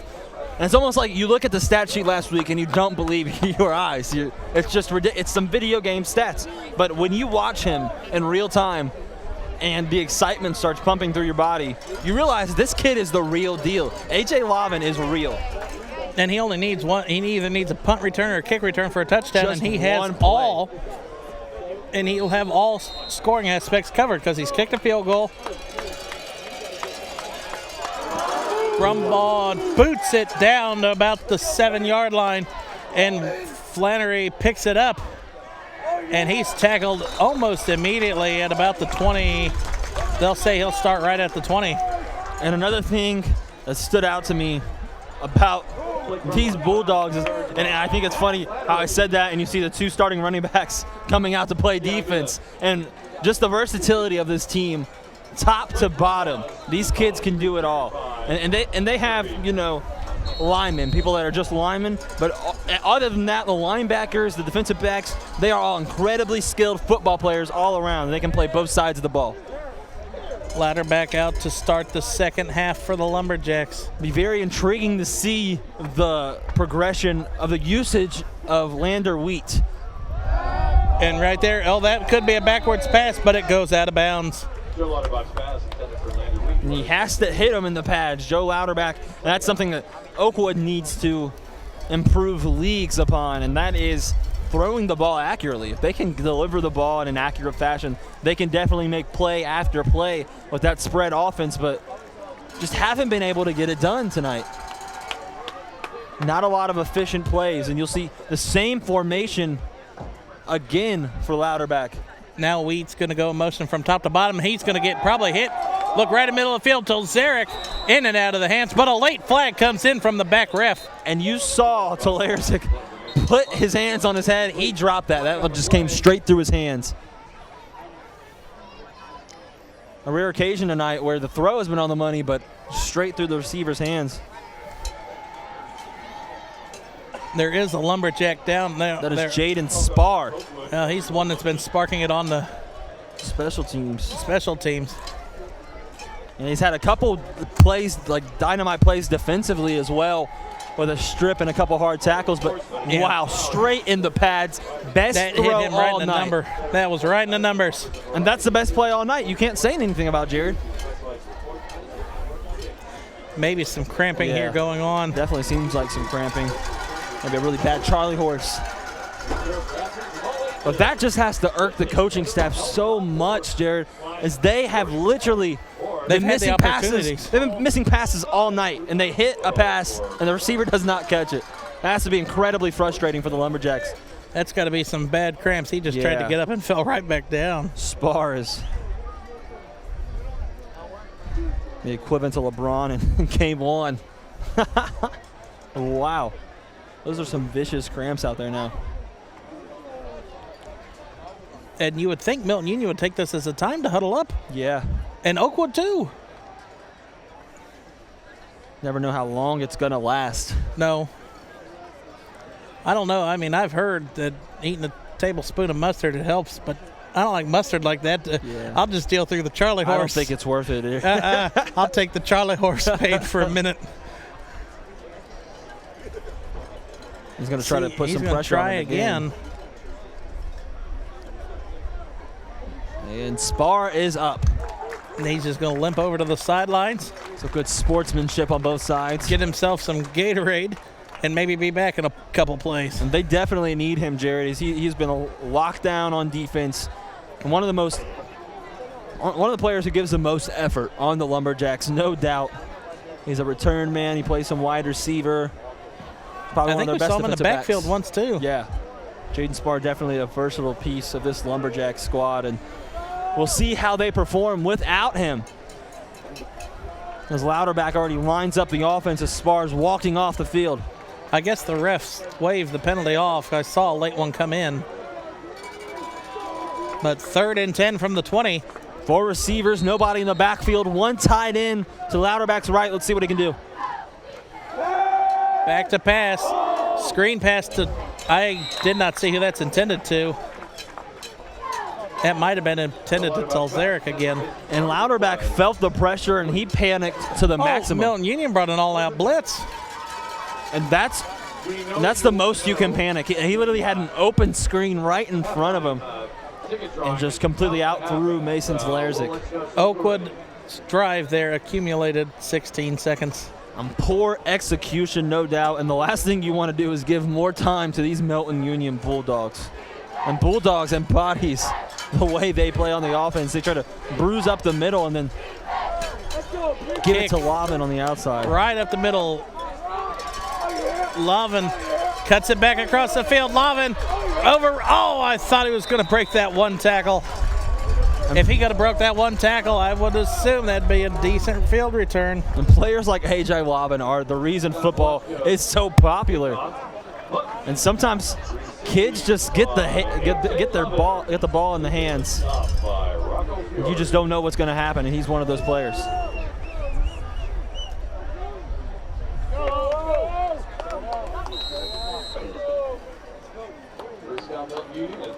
There was a replay here, and out brings the impressive, reliable, versatile Nathan Brumball back to quarterback. And one of the first times tonight we've seen Lavin in the backfield. I would say that's almost the first. And they're going to hand off to I did not see who they handed off. Thwaites. Paige Thwaites, and he has been a dog tonight. We are projecting he would be the workhorse, and he has been everything and more. And that's really the first time we've seen him cut it out to the outside and stretch the field. He's normally been a north and south runner. Yeah. This 6'4", 175 frame at running back is something to marvel at, especially with his footwork. Same formation here. And Thwaites gets it again, breaks to one the tackle. Same direction. Stiff arms to the other one, and he might be close to another Bulldogs first down. And so physical, Jared. And he does. Even when they're breaking open plays to the outside or the inside, you can see these blockers giving it their all. Passed off to Kate Thwaites once again. Those O-linemen are playing with a vengeance. There are some big boys with good footwork, too. At 28. So it'll be 1st and 10 from the 28 for the Bulldogs. And now, Brumbaugh stumbles in the backfield. Somebody has the ball. I did not see who it was. I feel like that may have been, I think that play wasn't supposed to happen like that. No, Brumbaugh. I think he was supposed to fake. I definitely think that was supposed to be a fake to number 23, Andrew Lambert. And then hand off to Thwaites, but it did not happen that way. Second and about 11.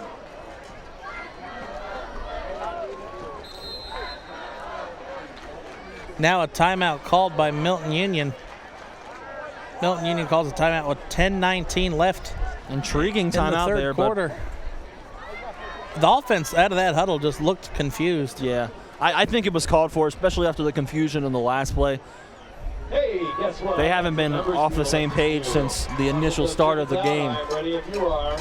And now, Valley View or Milton Union is driving. They're already up 21, looking to add more. 1, 3, 2, 7. So what kind of play calling do you think Milton Union's going to come out with here? I think it's going to be fake hand. I think they're going to bring Thwaites down the middle. I think they're going to fake the handoff to him and bring Lavin around the edge in a motion, and then hand it off to him after the fake to Thwaites. Well, Lavin's on the end now. He's at your far end here, closest to you on the screen. Lavin's going to go out. Brumbaugh's going to run out, throw it across the middle of the field, hauled in. That is number 36, Michael Whitmer. First time calling his name tonight, and he'll make it third and manageable. It's a new one. Whitmer has been in the tight end position for some possessions of this game. You see him come around there for a reliable catch, and Brumbaugh has been dead on precision tonight. Only a couple plays where he has been off. Our winner tonight, Bridger Fiore, who donate the money back to the booster. For one of the first times in this second half, the clock is running finally. Sorry, boosters. Football team got it. Lavin's going to go to the far side, and more confusion out of the Bulldogs. Brumbaugh back to pass, looking, throws it. He's going to take it, tuck it, and run. Wow. Stops, still on his feet. And he's going to pick up the first down. And way to slice through the offense. And that ought to produce some oohs and ahs. And you see he didn't really feel the right tackle coming back until he looks over there. Immediately reacts. Joe Lauterbach and Andy Danis. And slices through the defense. Right there. Look, he just, nope. Durability. Step back. And then he's going to spin move into the tackle. But it's enough for a Bulldogs first down and 1st and 10 from the 12. That's what you want to see from your quarterback, Jared. A very tough play.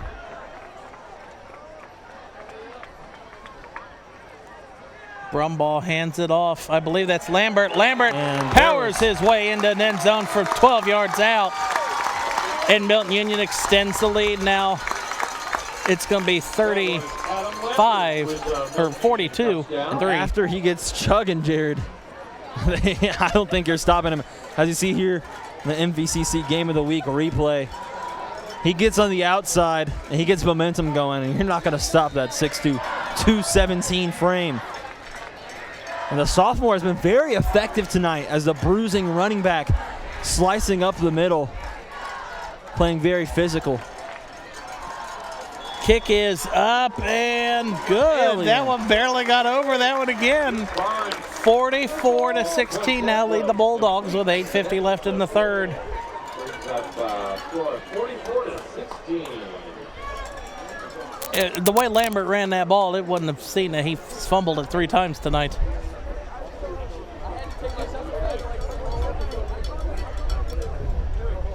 Looking down at the Milton Union sideline, you saw the coach giving him that close to the kicker.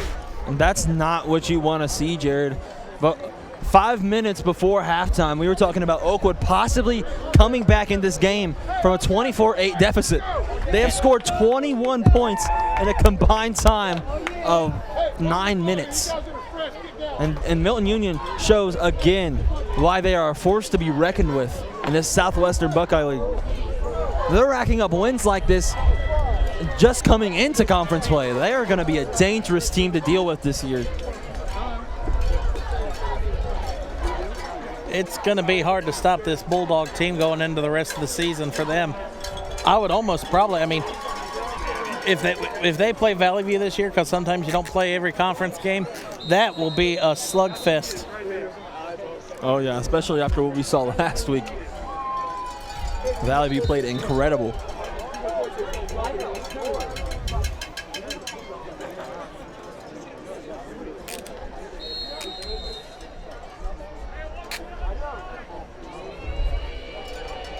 Brumbaugh sends this one down. Fielded at about the 12 by Flannery. Flannery has a hold of the outside, and he gets out of bounds at about the 28.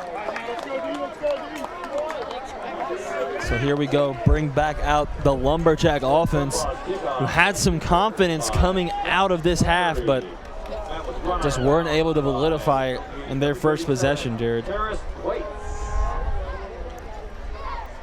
What do you think Oakwood does here for the rest of the game? I don't know if their mentality is going to get the best of them or not. I'd say, I mean, now with Oakwood, I mean, if Milton Union scores again, that 30-point rule is in effect. So you would at least try and score to keep that blowout clock from stopping.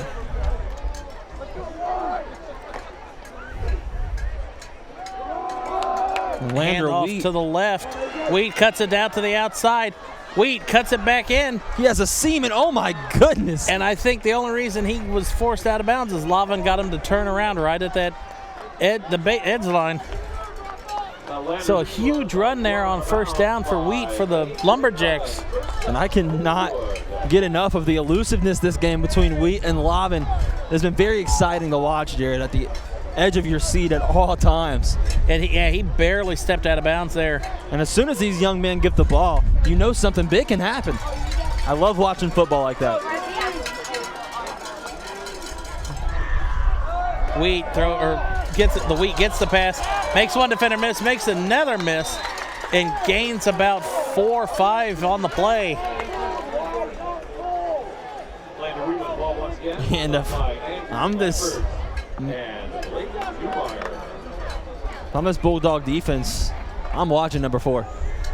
That seems to be the only time Oakwood has been able to move the ball on the Bulldogs, is giving it to number 4. Lander Wheat is no doubt going to be a bigger part of this offense moving forward to the rest of the season. Now you see he's on the far side, right there, number 4 on the 40 or the 39.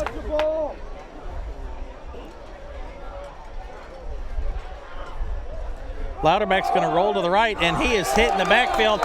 Maybe gets to the line of scrimmage. And no success at all. Tried to move the right tackle into that edge defender, but got nothing done. And instead it results in a 1-yard loss. Tim Arts tackle for loss.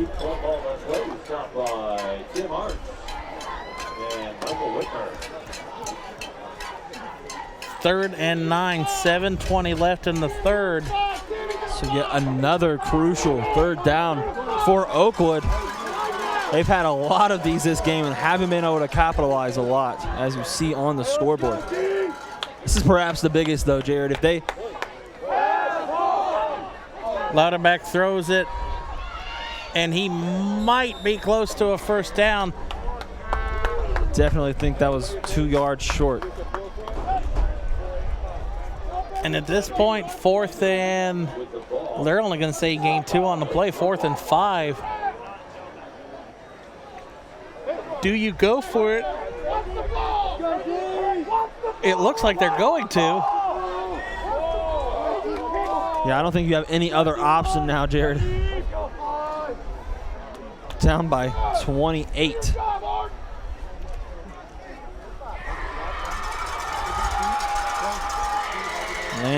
Lander Wheat in the slot now. They have Duvich lined up next to Louderback, perhaps the block. Definitely think it's going to be a play. Down to 5, 3, 2. They hike. They don't hike it. If you're going to line up and take 40 seconds off the play clock, why call a timeout? And they were just on the verge of snapping it. I think they were going to snap it by the time. That is never understood that. Why take a timeout? I don't know. Maybe it was some miscommunication there, Jared. That's the only thing I can think of personally. Also, the Oakwood Athletic Boosters have a large supply of food down on the south end of the region. Go on out. So Oakwood trying to draw something up.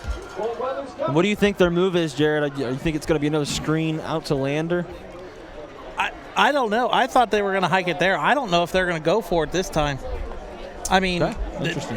Why take? I mean, if you're going to go for it, why take 40 seconds off the play clock? That's one thing I don't understand. And I mean, now, I mean, even if you get this, you could, if you could remotely get any close, there goes one of your timeouts. And if I'm Brett Pierce, telling my team 2 words over and over again, don't jump. Just don't jump. It is as simple as that. I think they're going to try a couple fake hits right here to try to get them off sides. But I definitely think they're going to go with a Lander Wheat screen. You see how they got Talerzik? I think he's going to come out and block for him. Wheat right across the middle. They went Wheat right out the middle, and he held on for a first down. Perfect timing for the best pass so far in this entire game, Jared. I think. And now look at the sense of urgency from the Lumberjacks. They get up on the line quickly, and they're going to be ready to hike as soon as these chains are set. I guarantee that, and they do. Quick out pass. That's a backwards pass, and it goes out of bounds. That's going to be about a loss of about 8 on the play. And wow, Joe Louderback just trying to rush too much, but I think that pass right there, Jared, that last play decided this quarterback competition for good. I think Louderback is your starter going into the rest of the year.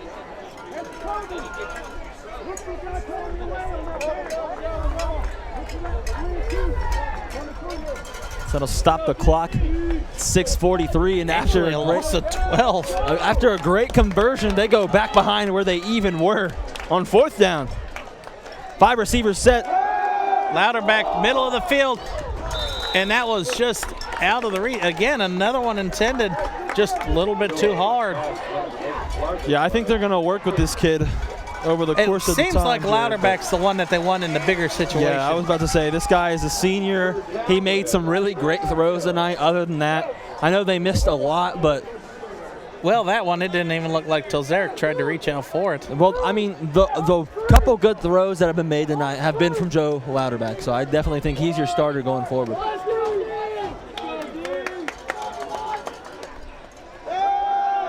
Louderback rolls to his left, launches it.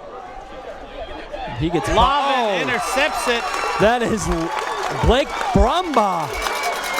That is the 3rd Brumbaugh interception of the night. Both Brumbaugh brothers have picks tonight, and he takes it out to midfield, and Milton Union is going to look to put more on the board before the 3rd quarter ends. Jared, I think this one is starting to loom towards being over, but at the same time, they have to put this score up so they can get the clock running. Yeah, that's all Milton Union's looking for right now is that score to put them up over 30 points. But right now, Jared, this is still a 4-possession game, and I just don't see 4 possessions. 4 successful possessions for Oakwood coming in a row. Especially without stopping Milton Union. They have been unstoppable tonight on offense. Their offensive line has been on cue and everything. Brumball hands off to Lovett, or no, that's Brown. Brown cuts it across, and he's across the 50 in the Oakwood territory, about a gain of 5 or 6 on the play. Notice a guy who was in earlier, who's in now, who wasn't in earlier. In number 70, we noticed him. How could we not? Blake McIntosh. He is 6'7", 370 pounds, and now he is out there at right tackle. I'd say he's NFL ready. And you see him out there at the top of your screen, out there at right tackle. Why are they not running behind him is the question. That looked like number 42 with the 43 with the carry there for the Bulldogs. Blake Newmeyer. So some new guys getting some carries, maybe some signs from Milton Union that they have acknowledged that this game is all but over. Yeah, they don't have Lobbin out there. They do not have Thwaites. And I see Lambert walking along the sideline too. Yeah, I think they have resorted to their backups. See number 21 on the outside, Jonathan Searcy. So a lot of younger players coming in. Handoff, I believe that's Dumeyer again. Now, I don't think they're going to put the full effort into getting 30 up, Jared. I don't think they feel like they need to, honestly. That was Blake Newmeyer once again. Top 5. 2nd and 8. But, I mean, that's where, if Milton Union pulls their starters, starts to play a little bit lazy, and Oakwood could get a couple drives together. I mean, you don't want to bring in your starters back into the game cold.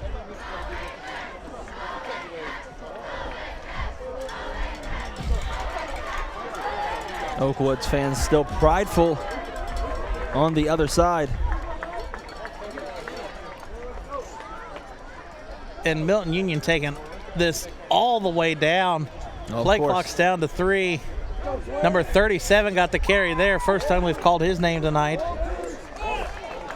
And that is the younger brother of Cage Thwaites, Karis Thwaites.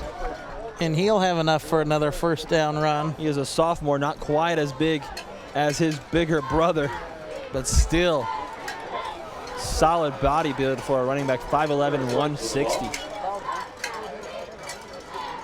Looked pretty light on the feet there as well. The ability to cut like he did, that was a quick cut he did to the inside to get enough for the first down. Brumball hands right off the middle to Newmeyer, and Newmeyer plows over number 22 of the Lumberjacks for another first down. And this is not promising for the Lumberjacks, and they definitely need to reevaluate their defensive squad. But these are the backups for Milton Union, and they are still having the same type of success. And not exactly as explosive, but still just running over. Instead of 7 plays, it takes 10. Exactly. Acknowledging that Oakwood cannot stop them. And they still have Nathan in there at quarterback. Got to make sure everything runs smoothly. Milton Union is just sitting there waiting and Newmeyer gets they're going to pat. It's around the edge. That is number 5. Matt Pickrell. He is the backup for A.J. Lobbin out there. He takes his position when he is out. It'll be 3rd and 2 from the 15. 3rd and 2. And I definitely thought this second half, Jared, would have a lot more fireworks, but already being called over by both teams.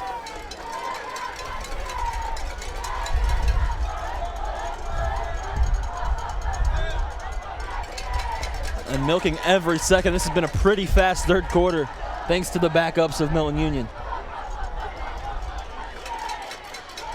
Brumball hands off to Newmeyer. Newmeyer plows his way through, powers through for a first down for the Bulldogs. And it takes almost every player on the defense to push him back.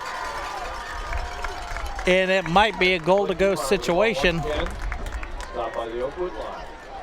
Blake Newmeyer, 6'1", almost 200 pounds. Only a sophomore. So definitely a lot of potential there. Remember, Lambert is a sophomore as well. 9-yard up right there. It is first and goal from the 10.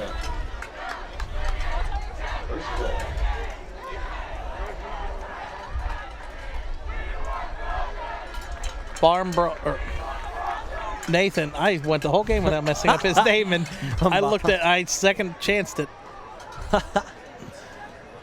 But look, 14 seconds left on the play clock. They don't have to hike the ball until a minute left, about a minute and a half left. They're going to hand off to Thwaites, and he'll be tackled down at about the 6, so gain of about 3 on the play.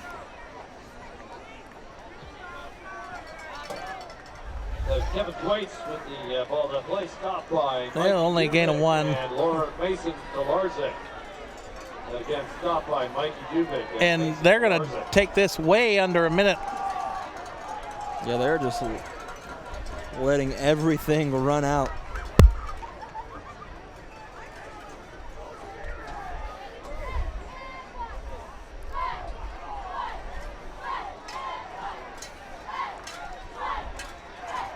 Hands it off. That is Newmeyer up the middle for a 9-yard score.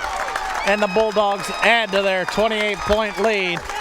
And now that 30-point rule will be in effect.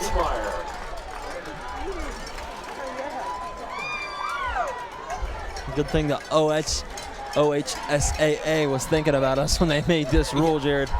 Well, they just got tired of, teams being up 50 to 53 or whatever to 3 and all that. So, it speeds the game up. Less chance for injury. For sure. Kick is up, and that one's a little bit more sure from number 17, Luke Barnes. So 42 seconds left in this third quarter, and it already looks all but over, Jared. The clock acceleration will take place as soon as this kickoff happens.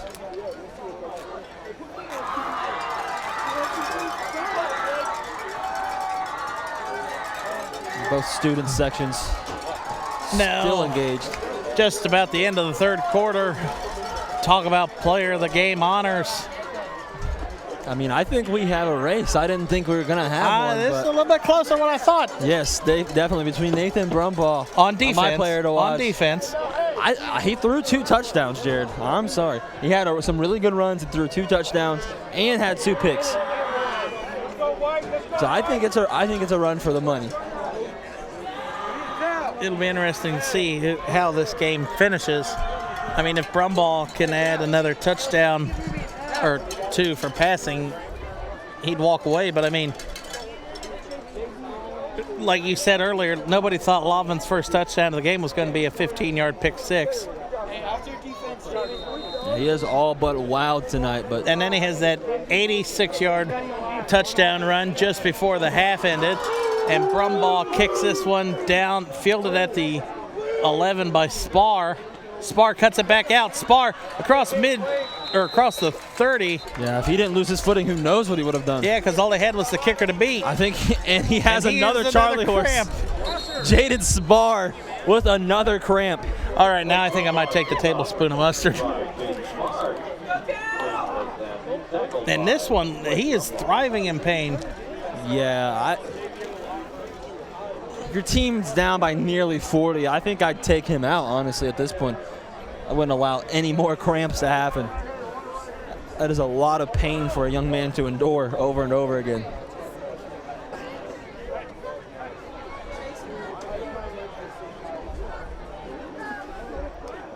And agonizing.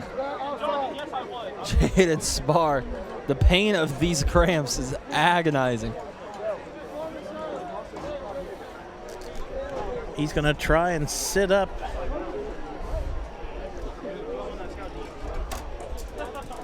Now let's see if he can stand.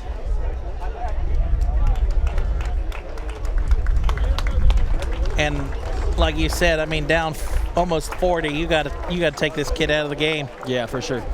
I'm not letting Jaden Spar play another snap. Well, you might not, but if Oakwood's coach is going to put him back out there in a couple I don't know how you look at that and then put him back in after that. I really don't.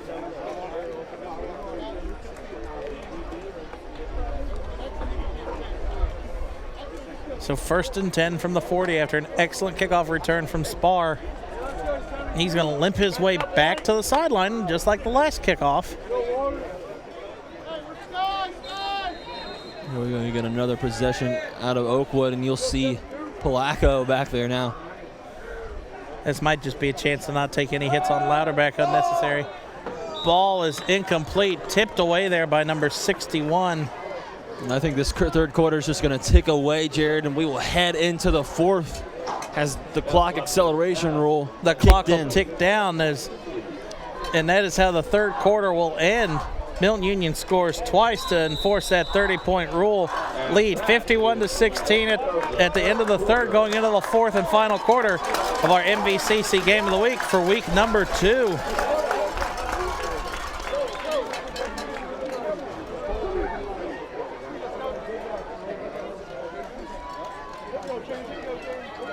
It seems like it's been more explosiveness than last week, Jared. We had a very one-sided affair. It was a very skillful effort by Valley View, but tonight we got some big plays. We got some fireworks. Yeah, there was a couple decent big plays. And from both teams, really.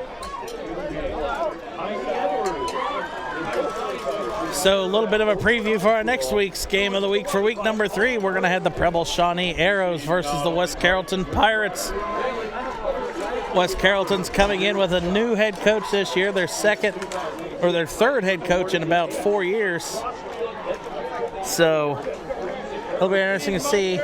He was with, I know his name's Dion Black. He was the defensive coordinator for Trotwood when they won their state championship in 2017.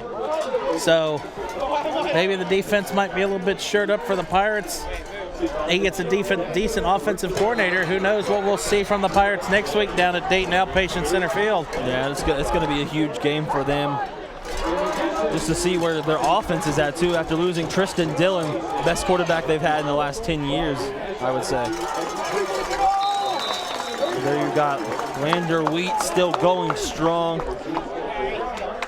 Got to bring the third down. Impacted thousands of children every year.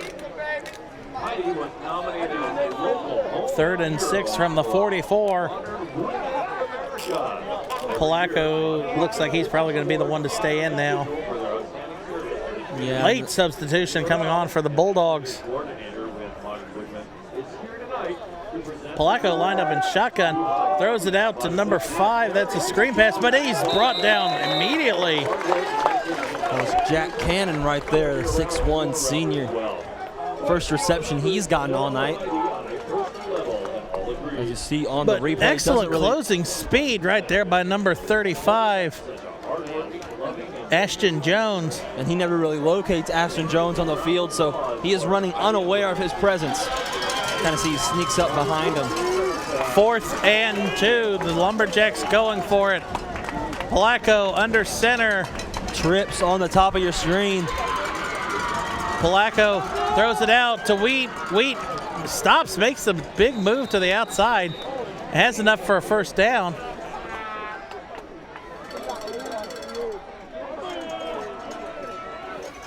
Play action. Mortar goes out. Was slightly to the right, but about a 2-yard loss on play 2. It's still going to be a reception, though. Number 36, Michael Whitmer. Quarter's pass was successful. Got the ball, but it looks like they're going to walk on the play.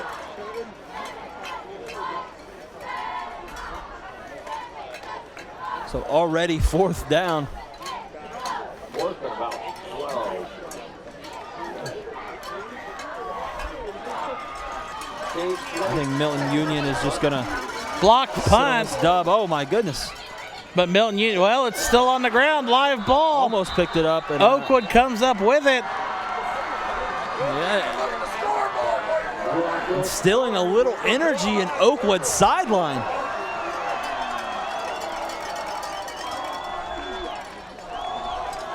Why, they just announced half-price hot dogs? And it will initiate a battle between the student section. Somewhere in between, it doesn't matter, and we got it anyways. Right. I mean, like you said, garbage time. So you got to take all the garbage stuff you can get. Yeah, I mean, I guess it definitely instills a confidence within the team. It still goes down as a block punt in the stat sheet. Yeah, and these touchdowns still go down as touchdowns, Jared. Yeah. Now let's see if Palaco can muster something here with 5 minutes left to go.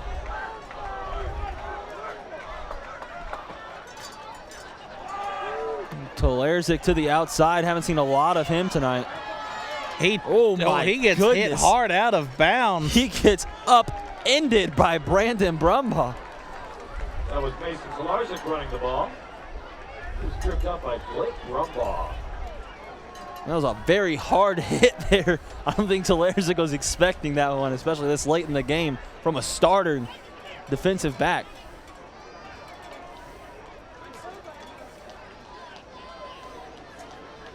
Milton Union is no doubt just waiting this one out with just over 4 minutes to go, Jared.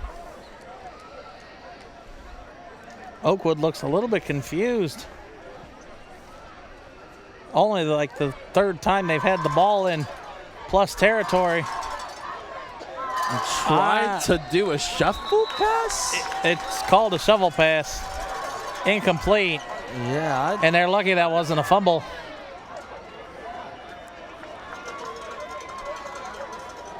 And that was confusing execution there. I don't really know what that play was supposed to result in. So 3rd and 1 from the 16, 3:40 left in the ball game. Oakwood looking to get a stat pattern touchdown. And I believe, was that Palaco just keeps it right up the middle? Yeah, they called it down. I don't agree with the call, but I don't think it really matters at this point. First down run there by Palaco. We have seen a lot of instances in that in the past few weeks where they have called him down too early. Then Palaco thought he wasn't down. I mean, they blew the whistle as soon as he hit that guy. Oh, yeah, he kept going. Yeah. 1st and 10 from the 13. Wheaton in. Wheaton, Palaco. Right up the middle. Oh, who is that? That's going to be a touch. No, down to the goal 1 yard line. short by Timmy Duvich. Ball carrier that play, stopped by Nicholas Walter. He has been the occasional load horse in place of Tolarczyk. So since so close to that end zone, they can smell it. 2nd and 3 from the 6. Oh, we were looking at the wrong line. And Oakwood is going to try to cling on to everything they can.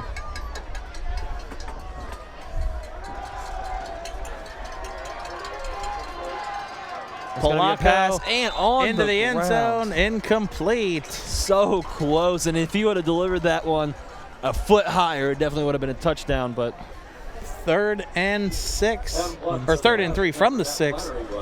Just over 2 minutes left.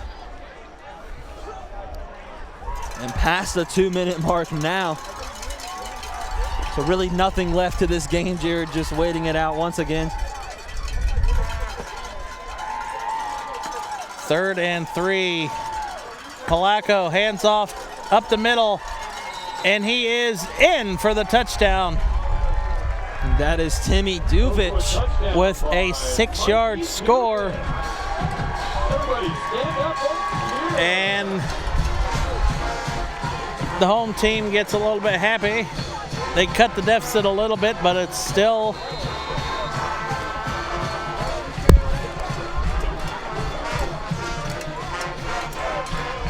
now that takes away the clock runoff, and Milton Union will have to do it the old-fashioned way, just pound it up take the a knee. So now, I mean, of course, they're going to go for 2. Dives over the end zone for the 2-point convert. No good. I actually thought that was good. It looked like he dove over for like 6 yards. Doesn't look like he was contested either. Unsuccessful. I don't see how that was unsuccessful. We aren't at the Plains, Jared. Yeah. 51-22, a minute 40 left. Just enough to make it a 29-point deficit, Jared. Just enough. all the crowds are starting to file their way out. Oh, yeah, it is definitely closing time. Milton Union's just got to take the ball, snap it, get one knee down, and that one will do it.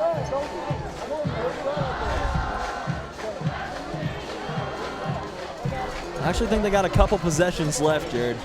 Well, not a couple plays left. But yeah, regardless of what happens, this one has definitely been set in stone for 12 minutes. We've got the fork. Time to stick it in because this one's done. On what a perfect night for high school football weather. Week number 2 here in the Miami Valley. Yeah, it truly has been gorgeous weather. Little rain at the beginning of the second quarter, but other than that, just absolutely gorgeous. Big shout out, thank you to the interactive media students from Kettering Fairmont High School filming this game, your MVCC game of the week for week number 2. Shout out to the producers from MVCC who put this together. Great job tonight, guys. Good team effort. Now we get to pack it up in a minute and a half, and we get to go out to West Carrollton next week, home of the Pirate Ship.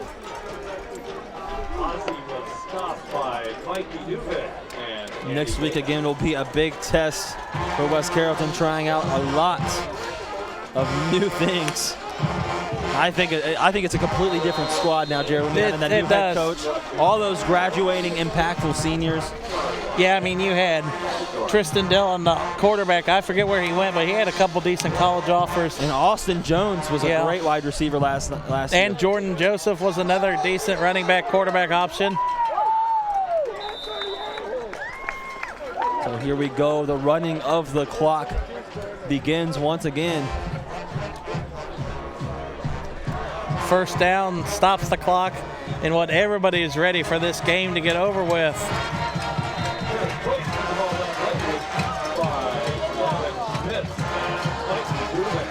And I think Milton Union's going to take home the player of the game honors. I think we're going to be stuck with 2. I think it's going to be A.J. Lavin. I think you got to give it to him. Yeah. The type of excitement he provided tonight was ridiculous. Although Nathan Brumball's versatility really... I mean, he threw for 2 and had 2 picks, or intercepted 2 passes of his own. I think it's worthy enough to split it in half for week number 2. And there is the knee. You hate what? I hate splitting it in half. Well, and I mean, that's what happens when you got somebody. I mean, it's just, look at all the players that get left out. I mean, there's nothing short of Lambert and Thwaites and all them that left out. But it's just Lavin had 3 touchdowns. Yeah. And then Brumball had 2 interceptions and a couple passing touchdowns, and that final knee will do it for our MVCC game of the week for week number 2. Milton Union comes in and dominates from the beginning and wins 51-20 over the Oakwood Lumberjacks. Signing off for the rest of the Miami Valley Communications crew, Jared Bergstrom and Jeff Allen on the side. We'll be back at it next week. That's all, folks.